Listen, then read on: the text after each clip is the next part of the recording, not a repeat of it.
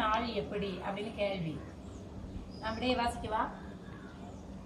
அதாவது இந்த புத்தகத்தினுடைய அடிப்படை நோக்கம் வந்து நமக்கு மற்ற மதங்களை பற்றி ஒரு ஐடியா கிடைக்கிறது. இப்போ பாதிரியார்களுக்கு வந்து அவங்க பாதிரியார் கோர்ஸ் 7 வருஷத்தில் என்னமோ இந்து மதத்தை பற்றி சொல்லிக் கொடுப்பாங்க, இஸ்லாம் மதம் பற்றிலாம் சொல்லிக் கொடுப்பாங்க. ஆனால் தப்பு தப்பாக சொல்லிக் கொடுப்பாங்க அப்படிங்கிறத பற்றி தான். ஆனால் நம்ம வந்து சரியாக சொல்லிக் கொடுக்குறதுக்கான ஒரு முயற்சி தான். ஏன்னா அவங்க வந்து சர்ச்சில் என்ன பண்ணுவாங்கன்னா அவங்களுக்கு சௌகரியமான சில வசனங்களை பொறுக்கி எடுத்து சொல்லுவாங்க. ஒரு கிணத்துல இருந்தால் மறு கிணத்தை காட்டுறோம் அப்படின்னு சொல்லுவாங்க. நாங்களே ஒரு வசனம் இருக்குது, நான் இந்த உலகத்துக்கு சமாதானத்தை அல்ல பட்டயத்தை அனுப்ப வந்தேன், மாமியாருக்கும் மருமகனுக்கும் தந்தைக்கும் மகனுக்கும் தாய்க்கும் மகனுக்கும் சண்டையை உண்டாக்கவே வந்தேன் அப்படின்னு சொல்றாரு. அந்த வசனத்தை சொல்ல மாட்டாங்க. இந்த மாதிரி அவங்ககிட்ட வந்து கிறிஸ்தவர்களில் யார் பைபிளை படிக்கிறாங்களோ அவங்க வந்து கிறிஸ்தவர்கள் இருக்க முடியாது. அப்போ அவங்க சில வசனங்களை ஒழிச்சு வச்சுருப்பாங்க, சில வசனங்களை பிரித்து வச்சுருப்பாங்க. அந்த மாதிரி இப்போ அந்த மாதிரி உள்ளது நமக்கு தெரிஞ்சிருக்கணும். இதில் என்ன ஆகும் அப்படின்னா, ஒரு ஹிந்துவுக்கு இந்து மதத்தினுடைய பெருமையை சொல்லி கொடுத்து ஹிந்துவை ஆக்குறதுங்கிறது பெரிய ப்ராசஸ். சொல்லுவாங்க இல்லையா, முழங்கை இல்லாதவன் சுண்டு விரல் இல்லாதவனை குத்துங்க நான் அப்படின்னு. அதே மாதிரி கிறிஸ்தவர்கள் நம்மக்கிட்ட கேட்குற கேள்விகள் எல்லாமே அந்த மாதிரி. அவங்கக்கிட்ட இவ்வளோ பெரிய குறைகள் இருக்குது, அவங்க நம்மகிட்ட இருக்கிற இவ்வளோ குறைகளை சுட்டி காட்ட வந்துடுவாங்க. அப்போ அவங்களுக்கு நமக்கும் என்ன வித்தியாசங்கிறது நமக்கு புரியணும். அதுக்காக வேண்டி பைபிளில் உள்ள வசனங்களை வச்சு சில கேள்விகள். அதில் முதல் கேள்வி என்ன சொன்னீங்க? சூரியனுக்கு முன் நாள் எப்படி? ஆமாம். இப்போ பைபிள் முதல் பக்கம் பார்த்தீங்க அப்படின்னா, முதல்ல பைபிள் அப்படிங்கிற புத்தகமே இயேசுநாதர் பிறந்து 200-300 வருஷத்துக்கு பிறகு தான் வந்தது. அதாவது இயேசுநாதர் பிறந்தாரா இல்லையாங்கிறது அது தனி கேள்வி. விவேகானந்தர் அப்படி பிறக்கலன்னு சொல்லிடுறாரு. பல ஆராய்ச்சி முடிவுகளும் அப்படி தான் சொல்லுது. விவேகானந்தர் ஒரு புத்தருடைய மத தலைவர் ஒருத்தருடைய உபதேசங்களை தான் இயேசுநாதர் உபதேசமாக சொல்கிறாங்க அப்படிங்கிற மாதிரி விவேகானந்தருக்கு ஒரு தீர்க்க தரிசனம் கிடைச்சது. அதனால் பைபிள் அல்லது கிறிஸ்தவ மதம் அப்படிங்கிறது உண்மையிலேயே 2000 வருஷத்துக்கு முன்னே பிறக்கலை. அவங்க சொல்கிறது இயேசுநாதர் பிறந்தாருன்னே வச்சுக்கிட்டா கூட ஒரு கிபி 50க்கு மேலேலாம் கிறிஸ்தவம் கிடையாது. அவர் கிபி 50 வருஷத்தில் வச்சுக்கணும், அப்போல்லாம் கிடையாது.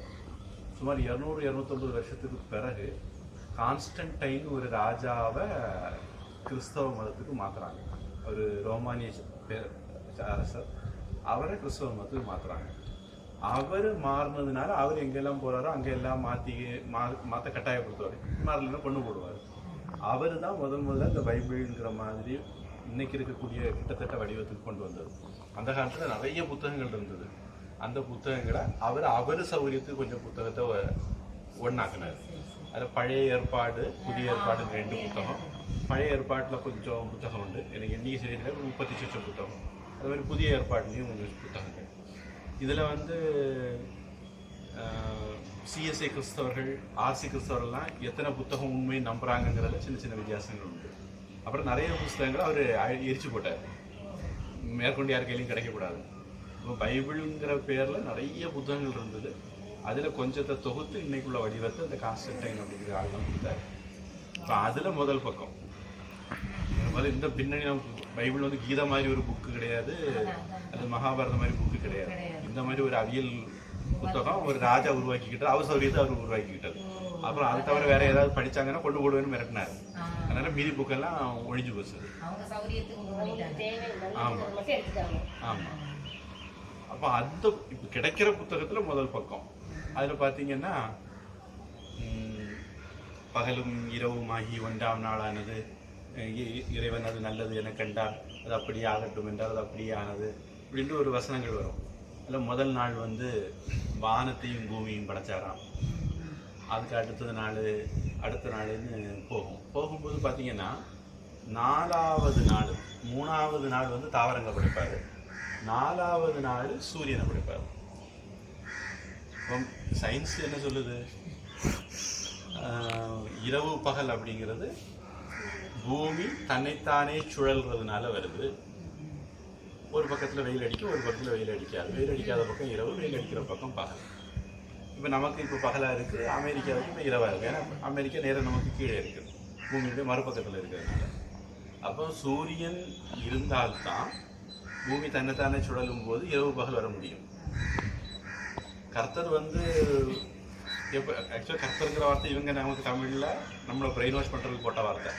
ஒரிஜினல் வார்த்தை வந்து ஜெஹோவான்னு சொல்லுவாங்க. ஆமாம், ஒரு கூட்டம் ஜெஹோவா சபையெல்லாம் வச்சு நடக்குது, அதுதான் சரியான வார்த்தை. கர்த்தருங்கிறது இவங்க நம்ம சமஸ்கிருதத்துலேருந்து கடை வாங்கி போட்டுருக்காங்க. பொதுவாக பார்த்தீங்கன்னா பைபிளில் ஒரு 75% வார்த்தைகள் சமஸ்கிருத வார்த்தை. தமிழ் தேவாரத்தில் திருவாசத்தில் இருக்கிறத விட பயன்படுத்தப்பட்டதை விட அதிகமான சமஸ்கிருத வார்த்தை பைபிளில் கிறிஸ்தவர்கிட்ட தான் இருக்குது. அது நான் அந்த ஆர்சி கிறிஸ்தவர்கள்லாம் சகாயம், அற்புதம் இதெல்லாம் பேரே வைப்பாங்க, எல்லாம் சமஸ்கிருத வார்த்தை. எஸ்ரா சர்க்கணும், மூளை கொஞ்சம் எக்ஸ்ட்ராவாக இல்லாத ஆளுக்கு எக்ஸ்ட்ரா சர்க்கணும் பேர். இந்த ஆசாமிகள் எல்லாம் சமஸ்கிருத பேரை வச்சுக்கிட்டு நம்மக்கிட்ட நாம் சமஸ்கிருதத்தில் வழிபாடு நடத்தக்கூடாதுன்னு அறிவுரை சொல்ல வந்துவாங்க. அவங்களுக்கு கோவிலுக்கு பேர் ஆலயம், அப்புறம் தேவாலயம்னு வேற சொல்லுவாங்க. அதுக்கப்புறம் அங்கே பண்ணுறது ஜபம்னு சொல்லுவாங்க, பிரார்த்தனைன்னு சொல்லுவாங்க. இது எல்லாம் தூய்மையான சமஸ்கிருத வார்த்தை. அந்த புத்தகத்துக்கே பேர் பரிசுத்த வேதாகமம். பரிசுத்தங்கிற வார்த்தையும் சமஸ்கிருதம், வேதங்கிற வார்த்தையும் சமஸ்கிருதம், ஆகமங்கிற வார்த்தையும் சமஸ்கிருதம். எது சுத்தமே இல்லையா அதுக்கு பரிசுத்த வேதாகம்னு பேர். அநியாய வேலை கடைக்கு நியாய வேலை கடைன்னு பேர் வச்சிருக்க மாதிரி அசுத்த புத்தகத்துக்கு பரிசுத்த வேதாகம் பேர் வச்சிருக்காங்க. பைபிளுங்கிற வார்த்தையை கூட புத்தகம் அர்த்தம் தரக்கூடிய ஒரு வார்த்தை தான். பைபிள்ங்கிற சொல்லினுடைய உண்மையான பொருள் புத்தகம், அவ்வளவு. நம்ம இப்போ என்ன நினைக்கிறோம், பைபிள்னா அது கிறிஸ்தவருடைய புனித நூல்னு நினைக்கிறோம். அதுவும் சரி கிடையாது. பைபிளுங்கிற வார்த்தை பொதுவாக எல்லா புத்தகங்களுக்கும் பொருந்தக்கூடிய ஒரு வார்த்தை. அப்போ அந்த புத்தகத்தில் இப்படி 4வது நாள் சூரியனை படைச்சாரு. ஒவ்வொரு நாளும் படைப்பார். முதல்ல படைச்ச பிறகு அவருக்கு நல்லதுன்னு தெரியும், படைக்கிறதுக்கு முன்னாடி தெரியாது யெகோவாவுக்கு. படைச்ச பிறகு அவருக்கு நல்லதுன்னு தெரியும், நல்லதுன்னு தெரிஞ்ச பிறகு அது அப்படியே இருக்கட்டும் பாரு, அப்புறம் அது அப்படியே ஆயிரும். அந்த ஒரு நாள் ஆயிரும். இப்படி ஒவ்வொரு நாள். அப்போ சூரியன் இல்லாம முதல் 3 நாள் அவர் எப்படி கணக்கு போட்டார்? நம்ம கேள்வி அதான். எனக்கு நான் சின்ன பிள்ளையா இருக்கும்போது உங்க கையில இருக்க மாதிரி ஒரு சின்ன புத்தகம் எனக்கு கையில வந்து கிடைச்சப்ப அந்த புத்தகத்தை படிக்கிற வரையிலும் நான் பெரிய சர்வசமய சமரசவாதியாக தான் இருந்தேன். அந்த புத்தகத்தை படித்த உடனே முதல் பக்கத்தில் இதை படித்த உடனே நமக்கு கேள்வி வந்துட்டு. 4வது நாள் சூரியனை படைச்சாருன்னா இரவும் பகலும் எப்படி வந்து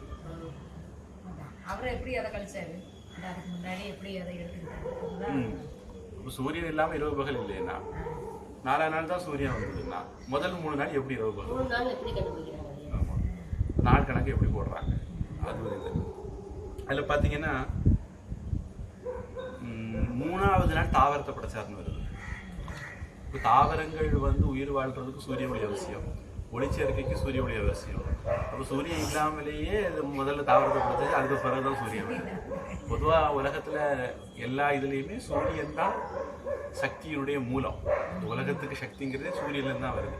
சூரிய ஒளி தாவரங்களில் வந்து தாவரங்கள் அதை ஒளிச்சேர்க்கை பண்ணி பழமாட்டை காயாட்டோ மாற்றி அதை நம்ம சாப்பிட்டு நமக்கு சக்தி கிடைக்குது. இல்லை ஆடு மாடுபட்டதை சாப்பிட்டு சிங்கம் மாதிரிப்பட்டதுக்கு சக்தி கிடைக்குது.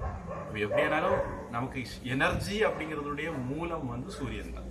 சூரியன்ல இருந்தால் அது உணவாக மாறி தாவரங்கள் அதை உணவாக மாற்றி நமக்கு தெரியும். அப்போது அந்த இதுலேயும் ஒரு கோளாறு இருக்கு. இப்போ அவங்க புக்கில் என்ன போட்டிருந்தாங்க அப்படிங்க? சூரியனுக்கு முன் நாள் எப்படி சாயங்காலமும் விடியற் காலமும் ஆகிய 3ஆம் நாள் ஆயிற்று. அப்புறம் ஆதி 1:13 போட்டுருக்கு. பகலே ஆழ பெரிய சுடரும் இரவே ஆழ சிறிய சுடரும் ஆகிய 2 மகத்தான சுடர்களையும் நட்சத்திரங்களையும் உண்டாக்கினார். அதில் பார்த்தீங்கன்னா உங்களுக்கு அந்த 3வது வசனம் போட்டிருக்காங்க. அதுக்கு முன்னாடி 2 வசனம் உண்டு. அந்த 2 வசனத்தில் 1ஆம் நாள் 2ஆம் நாள் தான் வரும். இது 3ஆம் நாள் வசனம் மட்டும் போட்டிருக்கு. அது அடுத்த வசனம் என்ன சொல்லுது? ஆமாம், அதுக்கு அடுத்த வசனத்தில் என்ன அப்படின்னா, அப்படி படைக்கும் போது அடுத்த பிரச்சனை, பகலுக்குன்னு சூரியனா, இரவுக்குன்னு சந்திரனா. அப்போ என்ன அர்த்தம்? பகலில் சந்திரன் வரக்கூடாது, இரவில் சூரியன் வரக்கூடாது. அப்படிதானே லாஜிக் படி பார்த்தா பகலுக்குன்னு சூரியன் இரவுக்குன்னு சந்திரன்னா பகலில் சந்திரன் வரக்கூடாது. பகலில் சந்திரன் வருதா இல்லையா? சூரியன் இருக்கிறதுனால நமக்கு தெரியாமல் இருக்கலாமே தவிர ஒரு அஷ்டமி இது மாதிரி ஆச்சுதுன்னா நமக்கு சந்திரன் தெரியும். அது மாதிரி சித்ரா பௌர்ணமிக்கெல்லாம் அந்த பக்கம் சந்திரன் உதித்து இந்த பக்கம் சூரியன் மறையும். ஒரு நாள் நான் பார்த்தேன் சூரியன் சந்திரன் எதிரெதிராக நல்லாவே கிளியரா தெரிஞ்சது. அப்போ வந்து ராத்திரிக்கு சந்திரன் பகலுக்கு சூரிய அப்படிங்கிறது பாடுதல. அதை நம்புறதுக்கு ஒரு கூட்டம் இருக்கு. அந்த கூட்டத்துக்கு பேர் தான் கிறிஸ்தவர்கள். ஆனா அதுக்கு ஒரு கேள்வி கேட்டிருக்கு. இந்த விடயத்தை கொடுத்துட்டு சந்திரன் சுடர் இல்லாதது இது கூட கடவுளுக்கு தான் தெரியாதான்னு. ஆமா, அந்த வார்த்தையில வந்து பகலுக்குன்னு ஒரு சுடர் இரவுக்குன்னு ஒரு சுடர்னு போட்டிருக்கு. சந்திரன் அடிப்படையில ஒளி இல்லாத நட்சத்திரங்களுக்கு மட்டும்தான் சுய ஒளி உண்டு. சூரியன்கிறது ஒரு நட்சத்திரம். நமக்கு கிட்ட இருக்கிற நட்சத்திரம் சூரியன். நம்ம மற்றபடி 27 நட்சத்திரம் சொல்றோமே, அதுவும் வேற வேற நட்சத்திரங்கள். அதெல்லாம் கொஞ்சம் தூரத்துல இருக்கலாம். நம்ம ரொம்ப அருகாமையில் இருக்கக்கூடிய முதல் நட்சத்திரம் சூரியன். நட்சத்திரத்துக்கு தான் சுய ஒளி உண்டு. சந்திரன் மாதிரிப்பட்ட கிரகங்களுக்கு சுய ஒளி கிடையாது. பூமிக்கு கிடையாது, குருவுக்கு கிடையாது, புதனுக்கு கிடையாது. இப்போ வெள்ளி புதன் எல்லாம் வந்து சூரிய ஒளியை வாங்கி பிரதிபலிக்கிறதுனால நமக்கு வானத்தை தெரியுது. கோள்கள் பொதுவாக நட்சத்திரம் கிடையாது. அதாவது இந்த இடத்துல பார்த்தீங்கன்னா அந்த பிளானட்டுங்கிற வார்த்தை, ஸ்டாருங்கிற வார்த்தை, இதெல்லாம் நம்ம இங்கிலீஷில் பயன்படுத்த போறோம்னா குழம்பிடும். நம்ம நாட்டில் கோள்னு சொல்றதுக்கு சில நட்சத்திரம் சொல்றதுக்கு அர்த்தம் வேற, அவங்க பிளானட்டு ஸ்டார்னு சொல்ற அர்த்தம் வேற. நமக்கு வந்து எது சுய ஒளியை கொடுக்குதோ அது நட்சத்திரம். சூரியன்கிறது இந்த அறிவியல் படி சூரியன்கிறது ஒரு நட்சத்திரம். ஆனால் நம்ம நாட்டில் வந்து சூரியன்கிறது ஒரு கோள், சந்திரன்கிறது இன்னொரு கோள். பூமி வந்து கோள் கணக்கில் நமக்கு கிடையாது. வியாழன் சனியெல்லாம் நமக்கு கோள். அதனால் நம்ம நாட்டு கண்ணோட்டப்படி கோள்ங்கிறது அர்த்தம் வேற. ஆனால் அவங்க கணக்குப்படி சூரியன் பிளானட் கிடையாது, ஸ்டார். சயின்ஸு சொல்கிறபடி பார்த்தா நம்ம எப்போவுமே இந்த ஸ்டார் பிளானட் எல்லாம் சரளமாக யூஸ் பண்ண முடியாது. நம்ம நாட்டு கண்ணோட்டம் வேறு, நம்ம நாட்டு கண்ணோட்டம் வேறு. இது எப்படியானாலும் இந்த இடத்துல அறிவியல் பூர்வமாக சூரியன் ஸ்டார், சுய ஒளி உண்டு. சந்திரன் கோள், இன்னும் சொல்லப்போனால் துணைக்கோள், பூமிக்கு துணைக்கோள்.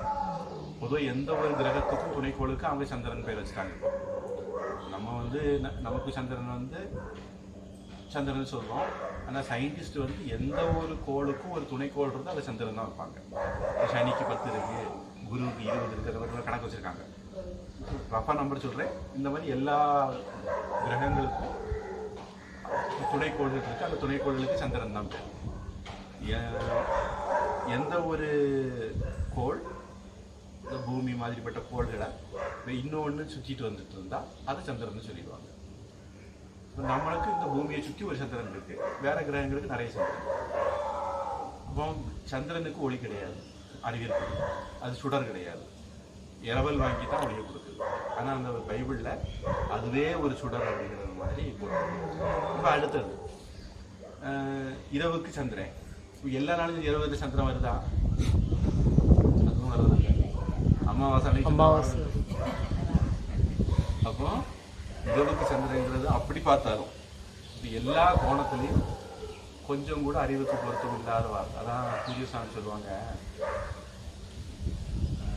உலகத்தில் வந்து நம்பக்கூடிய நம்பிக்கைன்னு ஒன்று இருக்கு. நம்பிக்கையில் சில நம்பிக்கைகளை வந்து நாம் உறுதிப்படுத்த முடியும், சில நம்பிக்கைகளை உறுதிப்படுத்த முடியாது. இப்போ உதாரணத்துக்கு செத்த பிறகு சொர்க்கம் போவோம்னு சொல்லுவாங்க. நம்மளை ஏமாத்துறதுக்கு.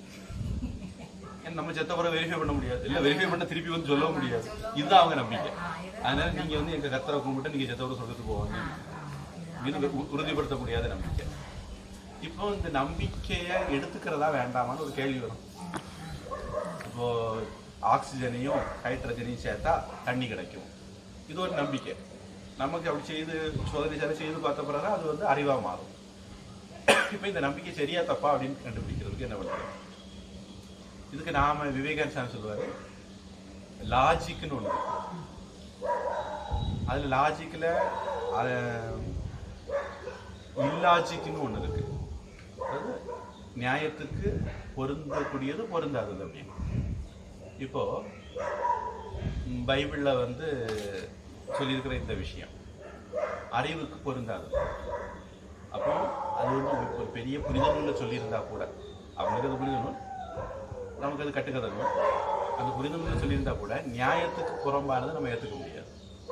அதுக்கு ஒரு உதாரணம், இப்போ அவங்களுக்கு ஒரு வசனம் இருக்குது, கடவுளுக்கு உருவம் கிடையாது, இங்கிலீஷில் வரும் அது, he is in heaven, God is formless.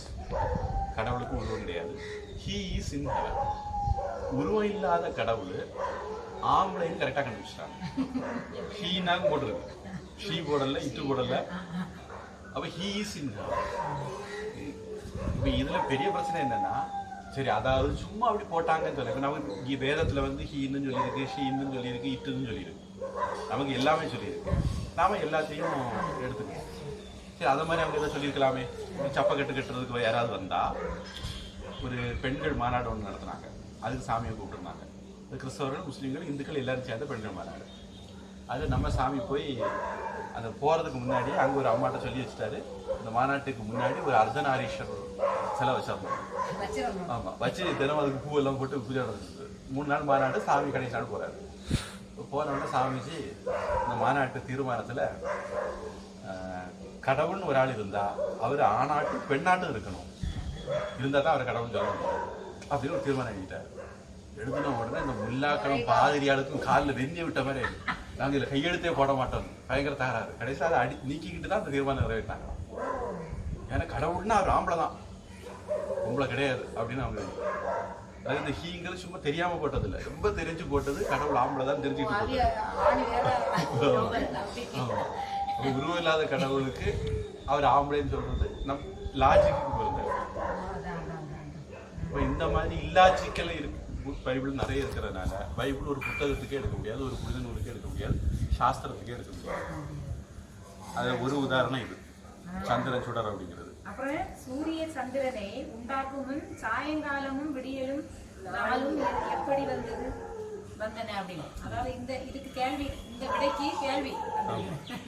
ஏன்னா சூரியனுக்கு முன் நாள் எப்படின்னு விடையை தந்துட்டு, கடைசி சூரிய சந்திரனை உண்டாக்கும் முன் சாயங்காலமும் விடியலும் நாளும் எப்படி வந்தன.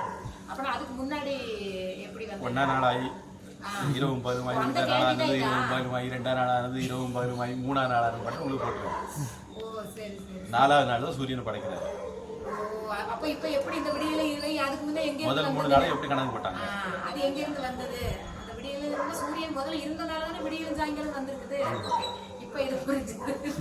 இனி இதுல விசேஷம் இன்னொன்னு சொல்லு, இன்னைக்கு இப்பதான் தோணுது. முதல் வாரத்துல முதல் நாளைக்கு என்ன பேரு? ஞாயிற்றுக்கிழமை. ஞாயிறுனா சூரியன். இங்கிலீஷ்ல கூட அது இல்ல, இங்கிலீஷ் வந்து ரோம்ல இருந்து வந்ததாங்க. ரோமானியர் கிரேக்கர்கள் நம்மள மாதிரி கொஞ்சம் அறிவாளிகள். அவங்கள கொண்டுகிட்டு தான் இந்த அவங்கள மதம் மாற்றி தான் கிறிஸ்தவம் வந்து. அதில் அவங்க இந்த சண்டே மண்டே வந்து ரோமானியர்கள் உள்ளது. அதுலேயும் அவங்களுக்கும் கூட முதல் நாள் என்னது? சண்டே தான். 2வது 3 டே தான் மண்டே. அப்போ அவங்களுக்கும் முதல் நாள் ஞாயிறு தான், நமக்கும் முதல் நாள் ஞாயிறு தான். சூரியனை வச்சு தான் நாளுக்கு பேர். இனி நம்ம வந்து ஏன் சண்டே சொல்கிறோம், இப்போ அவங்க ஏன் சண்டே சொல்கிறோம் நமக்கு தெரியாது. ஆனால் நம்ம ஏன் ஞாயிறு சொல்கிறோம் அப்படின்னா, நம்முடைய ஜோதிடப்படி ஞாயிற்றுக்கிழமை காலையில் சூரிய ஹோரை முதல்ல இருக்கும். ஒரு நாளில் சூரிய உதய சமயத்தில் எந்த ஹோரை இருக்கோ அதுதான் அந்த நாளுடைய கிழமை. இப்போ நமக்கு ஒரு உலகம் அழிச்சாங்க குடிச்சு ஆகி போச்சு, பிரளயம் வந்துட்டு திருப்பி 1 நாள் தொடங்குதுன்னா, அப்போ இந்த கணக்கு மட்டும் மிச்சம் இருந்ததுன்னா அன்னைக்கு ஞாயிற்றுக்கிழமையா செவ்வாய்க்கிழமையான்னு கண்டுபிடிச்சிடலாம். ஏன்னா சூரிய உதய சமயத்தில் என்ன ஹோரையோ அதுதான் அந்த ஒரு நாள் முழுக்க ஹோரைகள் மாறி மாறி வரும். முதல்ல ஞாயிற்றுக்கிழமை ஞாயிறு ஹோரையில் ஆரம்பிக்கும். அடுத்தது நம்ம பொதுவாக நல்ல நேரம் பார்க்குறோம் இல்லையா, அந்த நல்ல நேரம் பார்த்தீங்கன்னா வியாழ ஹோரையில், குரு ஹோரையில் இருக்கும். பொதுவாக ஒரு நாளைக்கு நல்ல நேரம் போடுறது குரு ஹோரையை வச்சு தான் நல்ல நேரம் போடுவாங்க. வேற சில கிரகங்களும் நாளை பொறுத்து லேசாக மாற்றி எடுத்துக்குவாங்க. ஆனால் பேசிக்காக நல்ல நேரம் போடுற சமயம் நீங்கள் போய் ஹோரை செக் பண்ணிங்கன்னா அது வேழ ஹோரையை தான் இருக்கும். ஒரு நாளில் எந்த நேரத்தில் வேழ ஹோரையோ அந்த நேரம் தான் அந்த நாளில் நல்ல ஹோரை, நல்ல நேரமும் இருக்கும். மாறி மாறி இருக்கும். அது இப்போ ஒரு 1.5 மணி நேரத்துக்கு வரைக்கும் நினைக்கிறேன், ஞாபகத்துக்கு இருந்தால் அந்த ஹோரை மாறி மாறி வந்துட்டு பகல் முழுக்க மாதிரி வரும். அது இந்த பஞ்சாங்க புக்கு பார்த்தீங்கன்னா அதில் அந்த அட்டவணை போட்டிருப்பாங்க. எந்த நாளில் ஞாயிற்றுக்கிழமை முதல் ஞாயிறு வரும், அடுத்தது எந்த ஹோரை, அடுத்தது எந்த ஹோரை, எந்தெந்த நேரத்துலேருந்து எந்த நேரம் வரை எந்த ஹோரை இருக்கும், அந்த விவரம் இருக்கும். இந்த ஹோரா அப்படிங்கிற வார்த்தையில் இருந்து தான் ஹவர் அப்படிங்கிற மணிக்கூறுக்குள்ள ஆங்கில வார்த்தை. அந்த ஹோரா நம்ம தமிழ் சம்ஸ்கிருதத்தில் சொல்கிறோம், அவங்க ஹவர்னு சொல்கிறாங்க. நம்ம திதின்னு சம்ஸ்கிருதத்தில் சொல்கிறோம், அவங்க டேட்டுன்னு சொல்கிறாங்க. அதனால் இப்போ அந்த இதில் பார்த்தீங்க அப்படின்னா நமக்கு இந்த கிழமை ஏன் இந்த கிழமை அப்படிங்கிறதுக்கு அறிவியல் பூர்வமான காரணம். இப்போ உதாரணத்துக்கு இன்றைக்கி கார்த்திகை 16, ஏன் இன்னைக்கு கார்த்திகை 16 அப்படின்னா அதுக்கு அறிவியல் பூர்வமான காரணம் இருக்குது. இங்கே வானத்தில் பார்த்தீங்கன்னா சூரியன்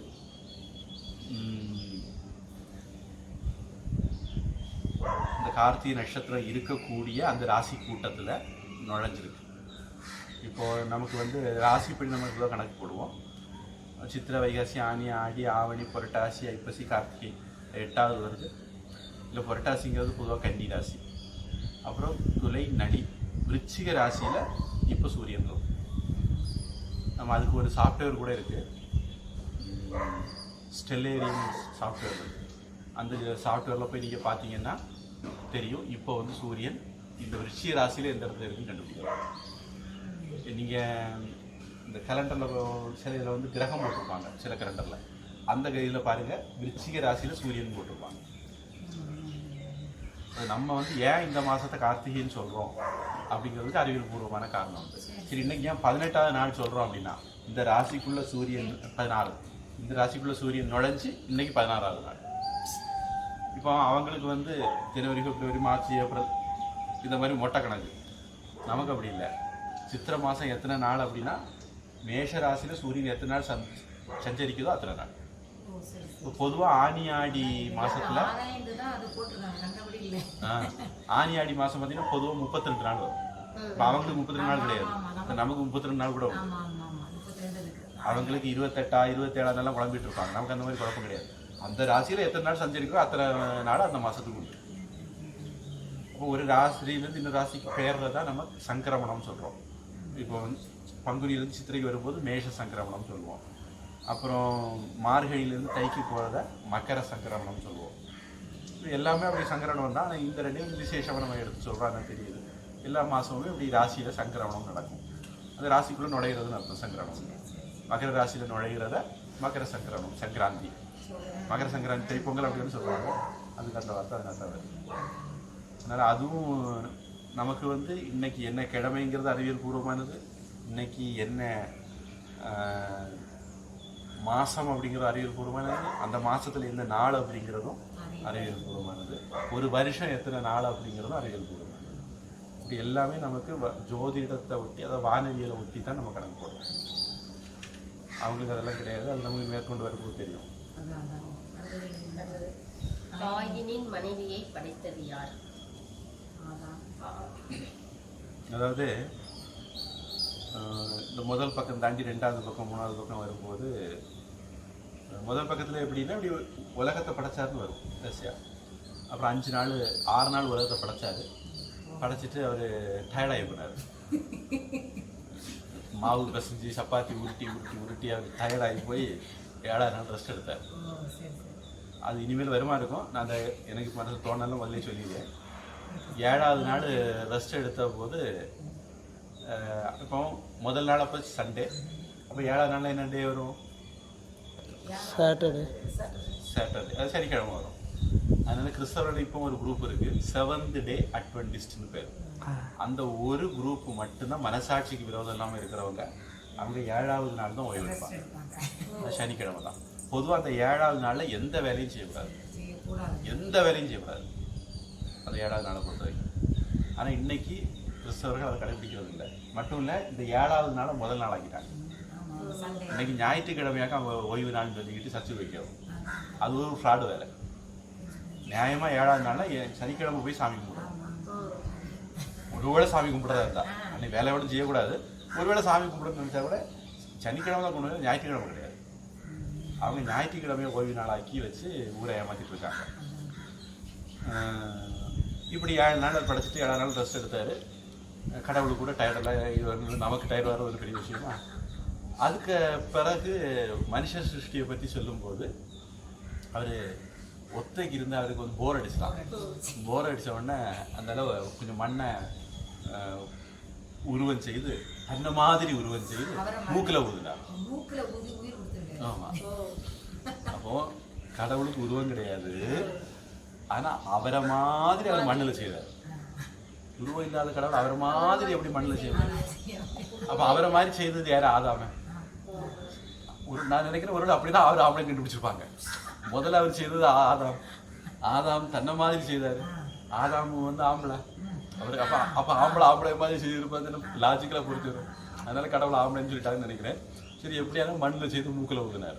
உயிரோட உயிர் வந்துட்டு உயிர் வந்தவொடனே அவன் இவர் தனியாக இருக்க போர் அடிக்க அவனை உருவாக்குனாரு. அவன் எனக்கு போர் அடிக்குதுன்னா அந்த அவனுக்கு இடது விலா எலும்புல இருந்து ஒரு எலும்பை உருவி அதுல உருவாக்குனதுதான் கொம்பை. இந்த கதையை வச்சுட்டு எங்களுக்கு ஒரு சயின்ஸ் சார் உண்டு, அவர் கிறிஸ்தவர், ஜான் ஏனஸ்ட்னு பேர். அவர் எங்களுக்கு காது குத்திருக்காரு. எங்களுடைய 9ஆம் கிளாஸ் எங்களுக்கு காது குத்திருக்காரு. என்ன பண்ணார் அப்படின்னா, சயின்ஸ் பாடலுக்கு வந்தவர் இப்படி விழா எலும்புல இருந்து அவர் கடவுளுக்கு படைச்சாரு. அதனால தான் பெண்கள் வந்து குடத்தை இடது பக்கத்துல இருக்காங்க. பெண்களுக்கு ஒரு விழா எலும்பு இடது பக்கம் கூடுதலாம். அதனால அவங்க இடது பக்கம் குடம் இருக்கு. காரணமே எலும்பு இல்லையா ஒண்ணு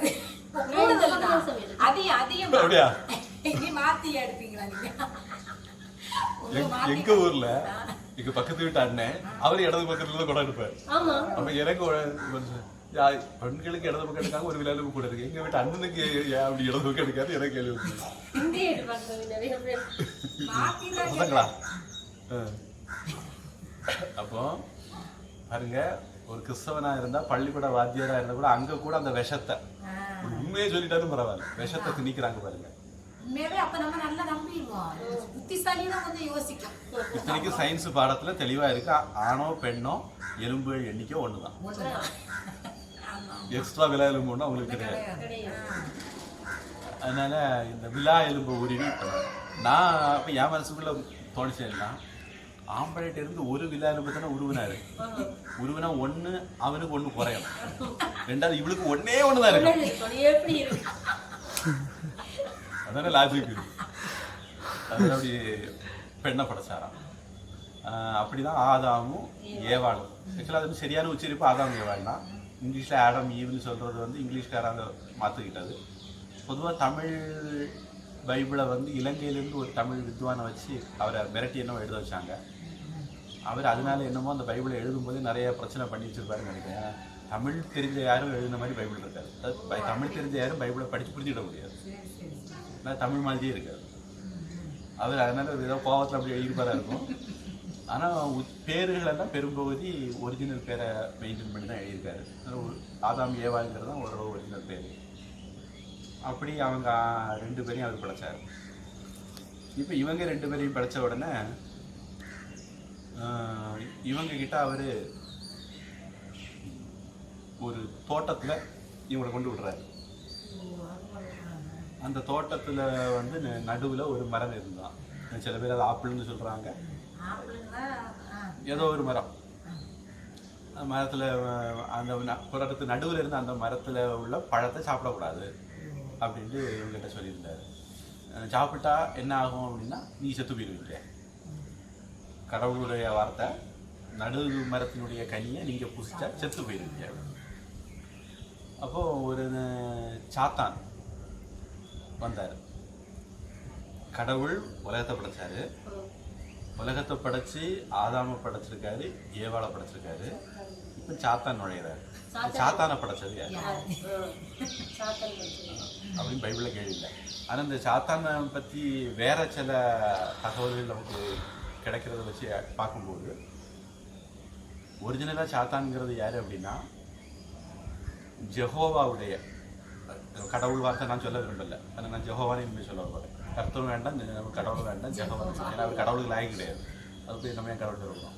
இந்த ஜெகோவாவுடைய உலகத்தில், அது சொர்க்கமோ ஏதோ 7வது வானம் 4வது வானம் ஏதோ ஒன்று வச்சுங்க. அந்த ஜெகோவாவுடைய உலகத்தில் அவருக்கு கூட இருந்தவன் தான் இந்த சாத்தான் அப்படின்னு இவங்க சொல்றது. உண்மையில அவனுக்கு பேர் வேற. இவங்க இன்னைக்கு அந்த ஆளை சாத்தான் ஆக்கிட்டாங்க. அந்த ஆளு கடவுளை கொஸ்டின் கேட்டு கேள்வி கேட்ட, அதனால அவன் அவனை நாடு கடத்திட்டான்.